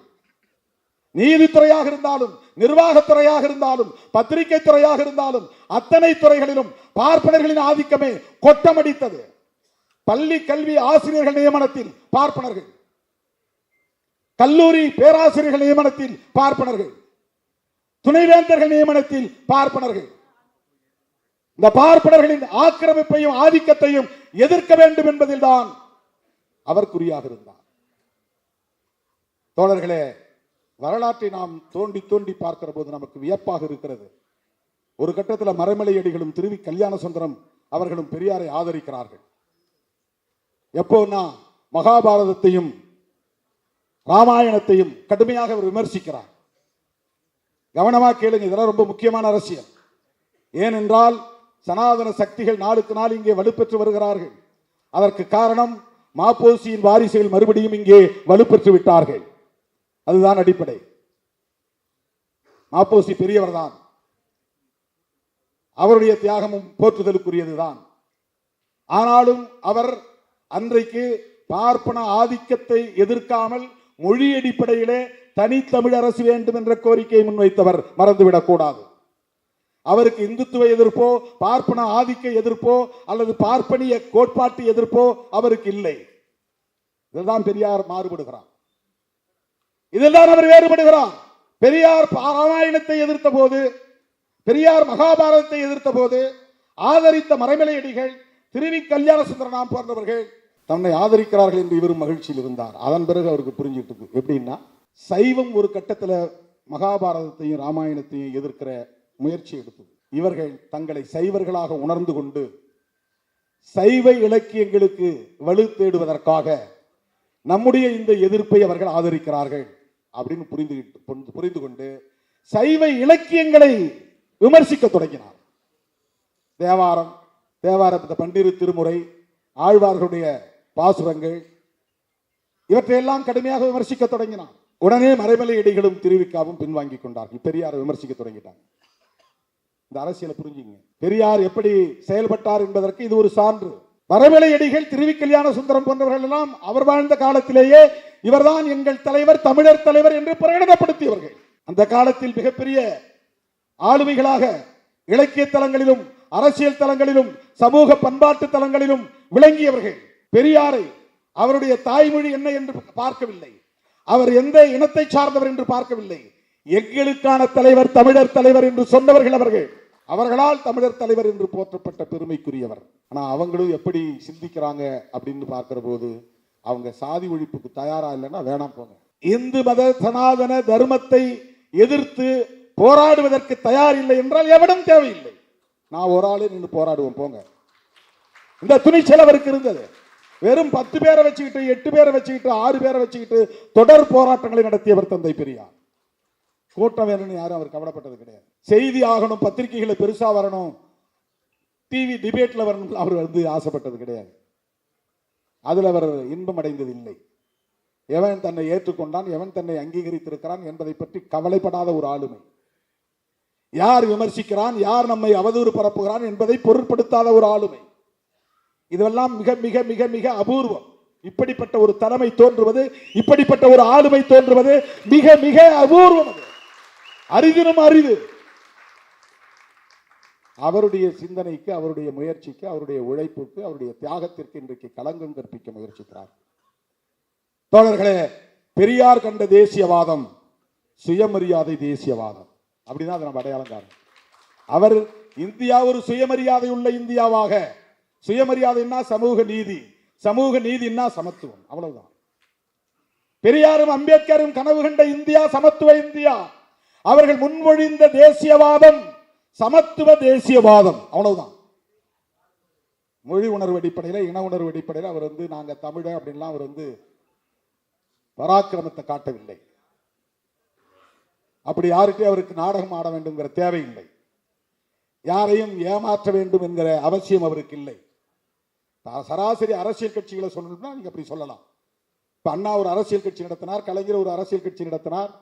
அவர்கள் பேசுறதுல ஒரு உள்நோக்கம் இருக்குன்னு நீங்க முயற்சித்தால் கூட பெரியாரை எப்படி நீங்கள் அப்படி உள்நோக்கம் கற்பிக்க முடியும்? எதற்காக அவர் வேஷமிட வேண்டும்? எதற்காக இங்கே மக்களை அவர் தமிழர்களை ஏமாற்ற வேண்டும்? என்ன தேவை இருந்தது? எந்த வாரிசுகளுக்காக அவர் சொத்து சேர்க்க விரும்பினார்? அவருடைய நோக்கத்தை களங்கப்படுத்துவது எந்த வகையிலே நியாயமானது? ஒரே வகையில் தான். என்னத்துக்காக பண்றாங்கன்னா, பார்ப்பனர்களை திருப்திப்படுத்துகிறார்கள், அவ்வளவுதான். ஆரியர்களை திருப்திப்படுத்துகிறார்கள், அவ்வளவுதான். அவர்கள் எழுதி தருகிற அஜெண்டா படி செயல்படுகிறார்கள், அவ்வளவுதான். இது ரொம்ப சிம்பிளா நீங்க புரிஞ்சுக்கணும். எவன் ஒருத்தன் பிஜேபி எதிர்க்கிறது தயங்குறானோ அவன் அவர்களால் உருவாக்கப்பட்டவன் என்று பொருள். எவன் ஒருவன் மோடி அரசை எதிர்க்க விமர்சிக்க தயங்குகிறானோ அவன் அவர்களால் வளர்க்கப்படுகிறவன் என்று பொருள், அவ்வளவுதான். உனக்கு ஏன் தயக்கம்? இந்த 11 வருஷத்தில் நீ என்ன சாதித்து விட்டாய்? இந்த 4.5 ஆண்டு கால திமுக அரசை விமர்சிக்கிற மோடி அவர்களை பார்த்து நான் கேட்கிறேன், இந்த 11 ஆண்டு கால ஆட்சியில் நீங்கள் என்ன சாதித்து கிழித்திருக்கிறீர்கள்? சொல்லுங்கள். விலைவாசி உயர்வு இன்றைக்கு சங்கம் ஒரு கிராம் எவ்வளவு? ஒரு சவரன் 1.25 லட்சம். எதனால் ஏற்பட்டது? உலக சந்தையில் இந்திய ரூபாயின் மதிப்பு இவ்வளவு தூரம் வீழ்ந்ததற்கு யார் பொறுப்பு? திமுக அரசு பொறுப்பா? திராவிட முன்னேற்ற கழகத்தின் தலைவர் ஸ்டாலின் பொறுப்பா? இந்திய ரூபாயின் மதிப்பு உலக சந்தையிலே வீழ்ந்ததற்கு யார் பொறுப்பு? 11-12 ஆண்டுகள் ஆட்சி புரிந்திருக்கிறீர்கள். என்ன மேம்பாட்டை உங்களால் காட்ட முடியும்? அதானிக்கும் அம்பானிக்கும் இந்தியாவை விற்றுக் கொண்டிருக்கிறீர்கள். எல்லாவற்றையும் முதலாளித்துவ மயமாக்கி கொண்டிருக்கிறீர்கள். ஒருபுறம் கார்பரேட் மயம், இன்னொரு புறம் சனாதன மயம். இதுதான் பிஜேபி ஆட்சி. முஸ்லிம் வெறுப்பு, சிறுபான்மை மக்களுக்கு எதிரான அச்சுறுத்தல், பாபர் மசூதி இடிப்பு, திருப்பரங்குன்றத்திலே மதவாத அரசியல். என்ன செய்து கிழித்து விட்டீர்கள்? என்ன சாதனையை உங்களால் அடுக்க முடியும்? 4.5 ஆண்டு கால திமுக அரசை விமர்சிப்பது எந்த அடிப்படையில் என்பதை உங்களால் சொல்ல முடியுமா? வெறும் தேர்தல் நோக்கம்தான், அரசியல் ஆதாயம்தான். அதற்கு எடப்பாடி துணை போகிறார். தமிழ்நாட்டு மக்கள் எடப்பாடியை ஒருபோதும் மன்னிக்க மாட்டார்கள் என்பதை நான் இந்த இடத்திலே பதிவு செய்ய கடமைப்பட்டிருக்கிறேன். அவர் எம்ஜிஆருக்கு விசுவாசமாக இல்லை, ஜெயலலிதா அம்மையாருக்கு விசுவாசமாக இல்லை. வெறும் survival of the political gain, அரசியல் ஆதாயம் தேடுவதற்கு, தன்னை தக்க வைத்துக் கொள்வதற்காக சந்தர்ப்பவாத அடிப்படையிலே பாஜகவோடு இன்றைக்கு கூட்டணி அமைத்திருக்கிறார். பாரதிய ஜனதாவோடு எந்த காலத்திலும் அதிமுக கூட்டணி வைத்துக் கொள்ளாது என்று சொன்னவர் தானே ஜெயலலிதா அம்மையார். எங்களுக்கு ஞாபகம் இருக்கிறது, உங்களுக்கு ஞாபகம் இல்லையா? எடப்பாடி அவர்களை பார்த்து நான் கேட்கிறேன், அம்மையார் ஜெயலலிதா சொன்னாரா, சொல்லவில்லையா?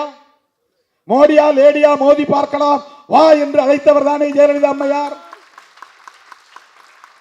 ஒரு காலத்தில் நாங்கள் நம்பி ஏமாந்து விட்டோம், இனி எந்த காலத்திலும் பாஜகவை நம்ப மாட்டோம், பாஜகவோடு எந்த காலத்திலும் அதிமுக கூட்டணி வைத்துக் கொள்ளாது என்று சொன்னாரா, சொல்லவில்லையா? எந்த அடிப்படையில் பாஜகவோடு நீங்கள் கூட்டணி வைக்கிறீர்கள்? என்ன அச்சுறுத்தல்? ஜனநாயகம் படத்துக்கு தடை, அதற்கும் திமுக தான் காரணம் என்கிறார்கள். என்ன வேடிக்கை! அவர் இங்கே ஆட்சியை பிடிக்க போவதாக ஆட்டம் போடுகிறார். பிஜேபியை எதிர்த்து ஏன் அறிக்கை விட வேண்டியது தானே? சென்சார் போர்டை யார் கட்டுப்படுத்துவது? நீதிமன்றத்திலே உமக்கு எதிராக வழக்கு தீர்ப்பை தருவது யார்? அதற்கும் திமுக அரசுக்கும் என்ன சம்பந்தம்? ஏன் பிஜேபியை எதிர்க்க முடியவில்லை? ஏன் மோடியை எதிர்க்க முடியவில்லை? இன்னும் தேர்தலுக்கே நீங்கள் வரவில்லை, அதற்குள்ளேயே இவ்வளவு பயந்தால் எப்படி எதிர்காலத்தில் நீங்கள் அரசியல் செய்ய போகிறீர்கள்? யாரை கண்டு அஞ்சுகிறீர்கள்? எதற்காக அஞ்சுகிறீர்கள்? இந்த துணிச்சல் இல்லை. இந்தியாவிலேயே இன்றைக்கு இரண்டு மாநிலம் தான், தமிழ்நாடும் கேரளாவும் தான் மோடி எதிர்ப்பில், பாஜக எதிர்ப்பில், RSS எதிர்ப்பில் இன்றைக்கும் உடும்பு பிடியாக இருக்கிற மாநிலங்கள். கர்நாடகா, மேற்கு வங்கத்தில் கூட மாறி மாறி வரும், தெலுங்கானாவில் கூட மாறி மாறி வரலாம்.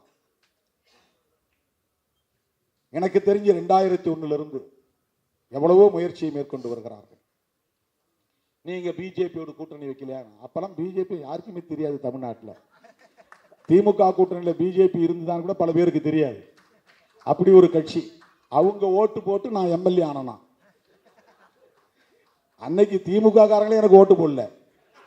நான் மங்களூர் தொகுதியில் ஜெயிக்கும் போது நான் போய் கலைஞர்கிட்டே சொன்னேன். அன்னைக்கு போய் கலைஞர்கிட்டே நான் சொன்னேன், உண்மையை சொல்றேன், கலைஞர்கிட்டே போய் சொன்னேன், எனக்கு தெரிஞ்சு உங்க கட்சிக்காரங்க உதயசூரியன் சின்னம் எழுதாதது இந்த தேர்தலாக தான் இருக்கும்னு நினைக்கிறேன். மங்களூர் தொகுதியில் ஒரு இடத்து கூட என் பேரையும் எழுதல, உதயசூரியன் சின்னத்தையும் வரையில. கடைசி 5 நாள்ல நான் மதுரையிலிருந்து ஒரு 50 பேரை இறக்கி நானே சூரியனை எல்லா வீட்லையும் வரைஞ்சி போட்டேன். வெறும் 2000 ஓட்டுல ஜெயிச்சேன். அந்த பதவி எனக்கு வேணான்னு 2.5 வருஷத்துல தூக்கி எறிஞ்சிட்டு வெளியே வந்தேன். அதுல என் மேல கலைஞருக்கு கடுமையான வருத்தம். பல வருஷம் கழிச்சு ரவிக்குமார் செல்வம் தான், செல்வ பெருந்தகை, அவர்கிட்ட நான் போய் சொல்லியிருக்கிறேன், அப்போ உங்க தலைவர் செஞ்சது சரியில்லை, என்கிட்ட ஒரு வார்த்தை கூட சொல்லலை, ரிசைன் பண்ணிட்டு போயிட்டாரு, எனக்கு அது பெரிய வலி, வருத்தம் அப்படின்னு சொல்லியிருக்கிறார். திமுகவே எனக்கு ஓட்டு போடும் போது பிஜேபிக்கு மங்களூர் தொகுதியில் ஒரு ஆள் கூட கிடையாது. அங்க அந்த இப்படி ஒரு கட்சி இருக்கிறதே 2001 யாருக்கும் தெரியாது. ஆனா அப்பவே நான் சொன்னேன், என்ன சொன்னேன்னா, திமுக கூட்டணியில் சேருவீங்களான்னு பத்திரிகையாளர்கள் கேட்டப்ப நான் சொன்னேன், அந்த கூட்டணியில் அப்ப நான் சொன்னேன் 2001 நாங்கள் 99 தான் தேர்தல் அரசியலுக்கு வரோம். 2001 சொன்னது திருமாவளவன். இன்னைக்கு நான் சொல்றேன், அந்த கூட்டணியில் பிஜேபி இருக்கு, அதனால எனக்கு அந்த கூட்டணியில் சேர விருப்பம் இல்லைன்னு சொன்னேன். கலைஞர் கேட்டிருக்காங்க, கலைஞர் பத்திரிகையாளர்கிட்ட சொல்றாரு, திருமாவளவன் எங்களோட தானே கூட்டணி வச்சுக்க போறாரு, பிஜேபியோட வச்சுக்க போறாரு, அவங்க ஒரு கட்சி, அவங்க எங்கேயோ ஒரு மூலையில் உட்கார போறாங்க, திருமாவளவன் எங்களோட வரலாம், தாராளமா வரட்டும், அவர் வந்தா நாங்கள் வரவேற்க தயாராக இருக்கிறோம் அப்படின்னு சொன்னார். அன்னைக்கே திருமாவளவன் சொன்ன வார்த்தை, பிஜேபி இருக்கிற அணியில் திருமாவளவன் இருக்க மாட்டான் என்று சொன்னார். அன்னைக்கு எங்களுக்கு அரசியல் புதுசு. அதன் பிறகு ஒரு உறுதியான முடிவை நாங்கள் எடுக்கிறோம். அதுக்கு பிறகு நாங்கள் அவங்ககிட்ட போயிட்டு, அன்னைக்கு தான் இருந்துட்டோம், இன்னைக்கு நாங்கள் உங்களோட சேர்ந்துட்டு வரோம், எங்களுக்கு எப்படியாவது 4 சீட்டு கிடைச்சா போதும், 2 சீட்டு கிடைச்சா போதும், அல்லது நான் மட்டும் எம்எல்ஏ ஆனா போதும் அப்படின்னு நான் போய் பல்ல இழிக்கல. அப்படி போய் யார்கிட்ட நிக்கல. பிஜேபியை எதிர்க்காமல், இந்திய தேசியத்தை எதிர்க்காமல், மோடியை எதிர்க்காமல் ஒருவன் தமிழ் தேசியம் பேசுகிறான் என்றால் அது போலி தமிழ் தேசியம். இந்திய தேசியத்தை எதிர்ப்பதுதான் இன்றைக்கு இந்த கால பொருத்தத்தில் இந்திய தேசியம் என்பது பாஜக முன்வைக்கக்கூடிய இந்து தேசியவாதம். காந்தி வைத்தது நாட்டின தேசியவாதம், இந்தியன் என்கிற தேசியவாதம், இந்தியன் நேஷனலிசம். அம்பேத்கரும் பெரியாரும் வைத்தது சமத்துவ தேசியவாதம். பிஜேபி வைப்பது இந்துத்துவா நேஷனலிசம். இந்துயிசம் வேற, இந்துத்துவா வேற. அதுல நீங்க ஒரு தெளிவுக்கு வரணும். இந்துயிசம்ங்கிறது சாதாரண ஒரு இந்துவின் நம்பிக்கையை பொறுத்தது, நம்பிக்கையோடு தொடர்புடையது.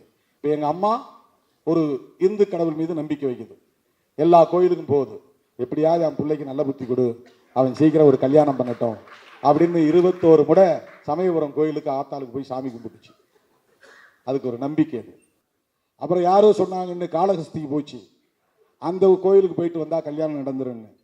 அப்புறம் திருக்கடையூருக்கு போனா கல்யாணம் நடக்குன்னு யாரோ சொன்னாங்க, அங்க போறாங்க.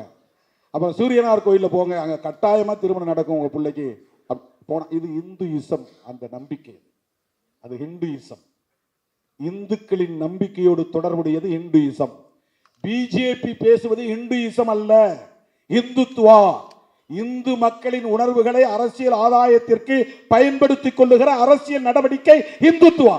இந்த அரசியலமைப்பு சட்டத்தை தூக்கி எறிந்துவிட்டு புதிய மனுஸ்மிருதியை புதிய அரசியல் சட்டமாக ஆக்குவது, இந்துத்துவா என்றால் கோல்வாக்கரின் கனவை நனவாக்குவது.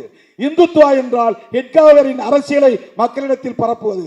இந்துத்துவா என்றால் காந்தியை கொன்ற நாத்துராம் கோட்சேவை தேசபக்தன் என்று கொண்டாடுவது. இதுதான் இந்துத்துவா. நாங்கள் எதிர்ப்பது இந்துத்துவாவை.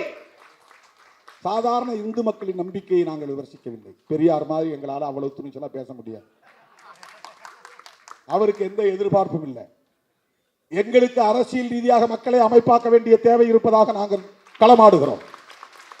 அவருக்கு அரசியல் ரீதியான தேவை இல்லை. நாம் போடுற விதை விருட்சமாக வளரும் என்ற நம்பிக்கை அவருக்கு இருந்தது. அவர் இந்த அரசியலை பேசும்போது இப்படியெல்லாம் இயக்கங்கள் உருவாகும் என்று அவர் ஒருபோதும் கற்பனை செய்திருக்க வாய்ப்பில்லை.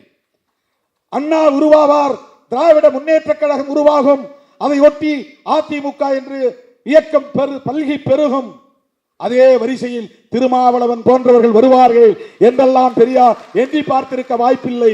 அவர் போட்ட கருத்தியல் விதை இன்றைக்கு இவ்வளவு பெரிய அரசியலாக இன்றைக்கு உருவெடுத்திருக்கிறது, பல்கி பெருகி இருக்கிறது. ஆகவே தேசியவாதம் என்பதில் பல அணுகுமுறை இருக்கிறது, பல பார்வை இருக்கிறது. இவர்கள் பேசுகிற மொழி வழி தேசியம் இது. பிஜேபி பேசுவது மதவழி தேசியம். காந்தி பேசியது நாட்டின வழி தேசியம். அம்பேத்கரும் பெரியாரும் பேசியது கோட்பாட்டு வழி தேசியம். கோட்பாட்டு வழி தேசியம். தேசியவாதத்தில் இத்தனை வகை இருக்கு. தேசியவாதமே கூடாது என்று சொன்னவர் பெரியார். எனக்கு தேசம், அப்புறம் தேசியம், தேசியவாதம் இதெல்லாம் எனக்கு உடன்பாடு இல்லைங்கிறார். எவ்வளவு பெரிய அரசியல் ஞானி தந்தை பெரியார். நினைத்து பார்க்கிற போது நமக்கு வியப்பாக இருக்கிறது. பேசியது என்ன? வெறும் மொழி அடிப்படையிலான தேசியவாதம் இல்லை. அவர் தனிநாடு என்கிற முதன்மையான கோரிக்கையை வைத்து முன்மொழிந்த ஒரு தேசியவாதம். நீ பேசுற தமிழ் தேசியவாதத்தில் தனித்தமிழ்நாடு உண்டா? தனித்தமிழ்நாடுங்கிற வார்த்தையை நீ பேசலன்னா நீ பேசுறது 100 விழுக்காடு போலி தமிழ் தேசியம். தமிழரசன் பேசியது தமிழ் தேசியம். ஏனென்றால் தமிழரசன் தனித்தமிழ்நாடு கோரிக்கையை வைத்தார். உன்னோட எவனோட என்னால சேர முடியாது. நீ வச்சிருக்கிற கான்ஸ்டிடியூஷன் வேண்டாம், உன்னுடைய பார்லிமெண்டரி டெமோக்ரசி எனக்கு வேண்டாம், இந்தியா என்கிற தேசத்தோடு நான் சேர மாட்டேன். வடக்கே இருக்கிற உனக்கு எனக்கு எந்த சம்பந்தமும் இல்லை. உன் அரசியல் வேறு, என் அரசியல் வேறு, உன் பாரம்பரியம் வேறு, என் பாரம்பரியம் வேறு, என்னுடைய வரலாறு வேறு, உன் வரலாறு வேறு, எனக்கு இருக்கிற பின்னணி வேறு, உனக்கு இருக்கிற பின்னணி வேறு, உன்னோடு என்னால் சேர்ந்து வாழ முடியாது. எனவே எங்கள் நாட்டை தனி நாடாக நாங்கள் பிரித்தெடுப்போம். அதுதான் தமிழரசன் முன்மொழிந்த தமிழ் தேசியம். அண்ணன் பேசிய தமிழ் தேசியம் என்பதும் தனி ஈழம் என்பதுதான். சிங்களவனுக்கு எங்களுக்கு ஒருபோதும் ஒத்து போகாது. உன் வரலாறு வேறு, என் வரலாறு வேறு, உன்னுடைய பாரம்பரியம் வேறு, என்னுடைய பாரம்பரியம் வேறு. ஒட்டுமொத்த இலங்கையை கட்டி ஆண்ட தமிழ் இனம் எங்கள் இனம். இன்றைக்கு நாங்கள் வடக்கு கிழக்கு பகுதிகளில் சுருங்கி கிடக்கிறோம். எங்களை நீ ஆளம் கூடாது. பிரிட்டிஷார் உன் கையில் அதிகாரத்தை கொடுத்து விட்டு போய்விட்டான். நாங்கள் தனியே ஆண்ட இனம், நீங்கள் தனியே ஆண்ட இனம். உன் கீழே நான் ஏன் அடிமையாக உழல வேண்டும்? எனவே எங்களுக்கு தனி நாடு தேவை. அதிலே மொழி, இனம் என்பதையெல்லாம் தாண்டி கலாச்சாரம், எங்களுக்கான சாதியற்ற சனாதன தர்மமற்ற ஒரு பண்பாடு உண்டு என்கிற அடிப்படையிலான கோரிக்கை, அதுதான் தமிழீழ தேசியவாதம். வெறும் தமிழன் என்கிற அடிப்படையிலே அவர் விழுந்தெழவில்லை. நீ பேசுகிற தமிழ் தேசியம் எப்படிப்பட்டது? நாங்க தமிழ் தேசியம் பேசுறோம், தமிழ்நாட்டில் நாங்க தமிழ் தேசியம் பேசுறோம். எங்களுக்கு தனி தமிழ்நாடு உருவானால் மகிழ்ச்சி. ஆனால் நாங்கள் இந்த கோரிக்கையை முன்வைக்கவில்லை. எங்களை பொறுத்தவரையில் இந்திய அளவில் சாதியை ஒழிக்க வேண்டுமானால் இந்திய அளவில் ஒரு ஐக்கியம் தேவை. ராம்தாஸ் அத்வாலே என்ன மொழி, அது எங்களுக்கு தேவையில்லை. மாயாவதி என்ன மொழி, என்ன உணவு, என்ன உடை, என்ன கலாச்சாரம், அது எங்களுக்கு பிரச்சனை இல்லை. ஆனால் மாயாவதி அம்மையாரோடும் ராம்தாஸ் அத்வாலேயோடும் இன்னும் இதர பிற்படுத்தப்பட்ட சமூக தலைவர்கள் லல்லு பிரசாத் யாதவ் போன்றவர்களோடும் நாங்கள் ஒரு ஐக்கியம் கட்ட விரும்புவது இந்த மண்ணில் சாதியை ஒழித்த, சனாதனத்தை ஒழித்த ஒரு சமத்துவத்தை கட்டமைக்க வேண்டும் என்பதாகத்தான். அதே வேளையில் எங்களுக்கான மொழி உரிமைகளையும் இடம் சார்ந்த கலாச்சாரம் சார்ந்த உரிமைகளையும் நாங்கள் ஒருபோதும் இழக்க மாட்டோம். அரசமைப்பு சட்டம் தருகிற அந்த சட்டப்பூர்வமான உரிமைகளை பாதுகாப்பதற்கு, மொழி இன அடிப்படையிலான உரிமைகளை வென்றெடுப்பதற்கு நாங்கள் இந்திய அரசமைப்பு சட்டத்தை ஏற்றுக்கொள்கிறோம். இந்திய அரசமைப்பு சட்டத்திற்கு உட்பட்டு சாதியை ஒழிப்பதற்கான ஐக்கியத்தை கட்டமைக்க வேண்டும் என்கிற தேவையை உணர்ந்து மொழி இன உரிமைகளை முன்வைக்கிறோம். இந்தியை திணிக்காது. அது வெறும் இந்தி என்பதற்காக அல்ல, இந்தியின் மூலம் அவன் கலாச்சாரம் இங்கே திணிக்கப்படுகிறது. இதுதான் பெரியார் பார்வை, இதுதான் சிறுத்தைகளின் பார்வை. சனாதன தர்மத்தை நாங்கள் எதிர்ப்பதற்கு காரணம் வர்ணாசிரமத்தை அது முன்மொழிகிறது. அதுதான் காரணம். வெறும் இந்துயிசம் என்கிற நம்பிக்கையை எதிர்ப்பதல்ல. சனாதன தர்மம் பிறப்பால் உயர்ந்தவன் தாழ்ந்தவன் உண்டு என்கிறது. பார்ப்பனன் மட்டுமே உயர்ந்தவன், மற்ற அத்தனை பேரும் அவனுக்கு கீழே என்று அவர்களை இழிவுபடுத்துகிற ஒரு தர்மம் தான் வர்ணாசிரம தர்மம். அந்த வர்ணாசிரம தர்மம் ஒழிக்கப்பட வேண்டும். இதுதான் அரசியல் சார்ந்த ஒரு தேசியவாதம். ஆனால் இவர்கள் வெறும் மொழி அடிப்படையில் தங்களை அடையாளப்படுத்திக் கொண்டு பார்ப்பனர்களின் செயல் திட்டத்தை நடைமுறைப்படுத்துவதற்காக பெரியார் என்கிற பிம்பத்தின் மீது கை வைக்கிறார்கள். எலி குஞ்சு மோதி இமயம் சரியாது. தோழர்களே, இந்த எலி குஞ்சுகள் இமயத்தோடு மோதுகின்றன என்று நாம் ஒருபோதும் கவலைப்பட தேவையில்லை. பெரியார் உலகம் வியக்கத்தக்க வகையில் உருவெடுத்து நிற்கிறார், விஸ்வரூபம் எடுத்து நிற்கிறார். பெரியார் என்கிற தனி மனிதர் அல்ல, பெரியாரின் சிந்தனைகள், சமத்துவ சிந்தனைகள், சனாதன ஒழிப்பு சிந்தனைகள், அதுதான் பெரியார். அதுக்கு வடமொழியில மகாத்மான் தான் பேர், வேற ஒண்ணும் இல்லை. வடமொழியில மகாத்மான்னா தமிழ்ல பெரியார்னு அர்த்தம். மகான்னா பெரிய, ஆத்மான்னா ஆளுன்னு அர்த்தம், பெரிய ஆளு. அதை தமிழ்ல இரு விகுதி மாறி பெரியார்னு, அவ்வளவுதான். பெரியார் வடமொழியில மகாத்மா, இவர் ஒரு மாமனிதர் என்று பொருள். அதை இன்னும் தமிழ் படுத்துறா மாமனிதர். மாமனிதர்னு ஏன் சொல்றோம்னா, மகத்தான கொள்கை கோட்பாடுகளை உயர்த்தி பிடித்தவர். அவரை அந்த காலத்திலிருந்து எதிர்த்து கொண்டிருக்கிறார்கள், தொடர்ந்து எதிர்த்து கொண்டிருக்கிறார்கள். எவ்வளவோ முயற்சித்து பார்த்தார்கள். பெரியார் 94 வயது வரையிலும் கடவுள் இல்லைன்னு சொல்லிட்டு வாழ்ந்தார். கடவுளே கடவுளே கடவுளேன்னு சொன்னவன் 30 வயசுல போனான், 40 வயசுல போனான். கோயில் குளமெல்லாம் அலைந்தவன் பாதியிலே திடீர்னு நெஞ்சு வலிக்கு குப்புறப்படுத்தி செத்து போனான். ஆனா கடவுள் இல்லைடா இல்லைடா இல்லைடான்னு ஊர் புறா சொன்னவர் 94 வயது வரல இருந்தார். 94 வயது வரல இருந்தார்.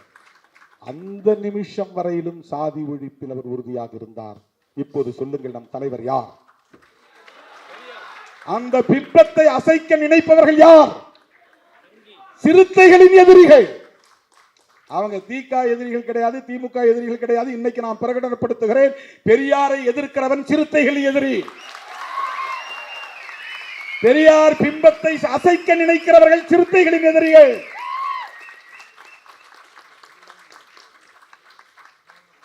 நான் மேடைக்காக பேசல, மேடைக்காக பேசவில்லை.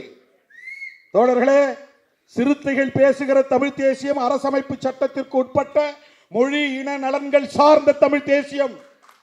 ஆனால் நீங்கள் நாடாளுமன்ற ஜனநாயகத்தை ஏற்றுக்கொள்கிறீர்கள், தேர்தலில் இருக்கிறீர்கள், ஓட்டு நாங்கள் அதிகமாக வாங்கியிருக்கிறோம் பெருமை பீற்றிக் கொள்கிறீர்கள். அரசமைப்பு சட்டத்தை ஏற்றுக்கிட்ட பிறகு தேர்தலில் நிற்கிற சூழலில் நீங்கள் பேசுவது தெலுங்கு எதிர்ப்பாகவும் கன்னட எதிர்ப்பாகவும் இருக்கிறது. இது எப்படி தமிழ் தேசியமாக இருக்க முடியும்? கன்னடனா அங்கே டெல்லியில் உட்கார்ந்து இருக்கிறான். நாட்டை ஆளக்கூடியவர்கள், இந்தியை திணிக்கக்கூடியவர்கள், சமஸ்கிருத மயத்தை நடைமுறைப்படுத்துகிறவர்கள், அம்பானி அதானியிடம் நாட்டை விற்பனை செய்து கொண்டிருப்பவர்கள்.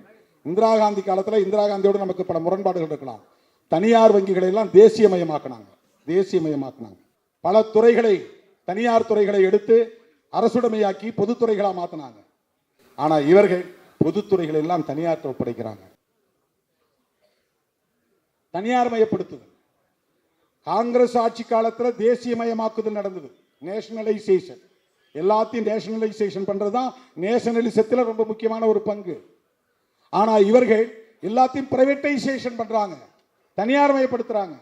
அதுவும் அவங்களுடைய பினாமிகள்கிட்ட ஒப்படைக்கிறாங்க. அதானி அம்பானி தான் ரெண்டே பேர்கிட்ட ஒட்டுமொத்த இந்தியாவை விற்று கொண்டிருக்கிறார்கள். இது எப்படி உண்மையான ஒரு இந்திய தேசியமாக இருக்க முடியும்? இந்துக்களையும் ஏமாற்றுகிறார்கள். ஒரு குறிப்பிட்ட காலவரையில் திமுகவை எதிர்க்கிற காரணத்தினால், திராவிட அரசியலை பலவீனப்படுத்துவதற்கு இந்த கும்பல் பயன்படும் என்று கருதுகிற காரணத்தினால் அவர்கள் இதை ஊக்கப்படுத்துகிறார்கள். ஆனால் திமுக ஒரு வேளை பலவீனப்பட்டு போனால், திராவிடர் கழகம் ஒரு வேளை பலவீனப்பட்டு போனால், அதன் பிறகு அவர்கள் அழிக்க துணிவது தமிழ் தேசியம் பேசுகிற சக்திகளை தான் அழிப்பார்கள். ஞாபகத்திலே வைத்துக் கொள்ளுங்கள். மொழி வழி தேசியத்தை எதிர்க்கிற மத வழி தேசியத்தை எதிர்க்க வேண்டும், அதுதான் தமிழ் தேசியம். இல்லை என்றால் தனி தமிழ்நாடு கோரிக்கையை வைக்க வேண்டும், அதுதான் தமிழ் தேசியம். தங்களுடைய இந்துத்துவ தேசியத்திற்கு அவர்களை துணைக்கு இழுக்க கூடாது, அவரை களங்கப்படுத்த கூடாது. அவர் பெரியாருக்கு எதிரானவர், திராவிடத்திற்கு எதிரானவர், திராவிட அரசியலுக்கு எதிரானவர் அல்லது திராவிட கட்சிகளுக்கு எதிரானவர் என்பதை போன்ற ஒரு திரிபுவாத அரசியலை இந்த மண்ணில் விதைப்பது மிகவும் ஆபத்தானது. அதை விடுதலை சிறுத்தைகள் வேடிக்கை பார்க்க மாட்டோம். எப்போதும் சொல்லுவது போல் சொல்லுகிறேன், தேர்தலில் நின்றாலும் நிற்காவிட்டாலும் நாங்கள் இந்த நிலைப்பாட்டில் எப்போதும் உறுதியாக இருப்போம். தேர்தலில் வென்றாலும் தோற்றாலும் நாங்கள் இந்த கருத்தியல் நிலைப்பாட்டில் எப்போதும் உறுதியாக இருப்போம். ஆகவே எந்த கடப்பாறையை கொண்டு வந்து திராவிட அடையாளமாக, சமத்துவ அடையாளமாக, திராவிடம் என்றால் சமத்துவம், திராவிடம் என்றால் சமூக நீதி, திராவிடம் என்றால் பார்ப்பனிய எதிர்ப்பு, திராவிடம் என்றால் ஆரிய எதிர்ப்பு, திராவிடம் என்றால் சனாதன எதிர்ப்பு, திராவிடம் என்றால் சகோதரத்துவம், திராவிடம் என்றால் அம்பேத்கரியம், திராவிடம் என்றால் பெரியாரியம், அதை அசைக்க யார் வந்தாலும், எந்த கடப்பாறையை தூக்கி கொண்டு வந்தாலும் சிறுத்தைகள் எதிர்கொள்வோம், களமாடுவோம் என்பதை சொல்லி இந்த வாய்ப்புக்கு நன்றி கூறி முடிக்கிறேன். நன்றி, வணக்கம்.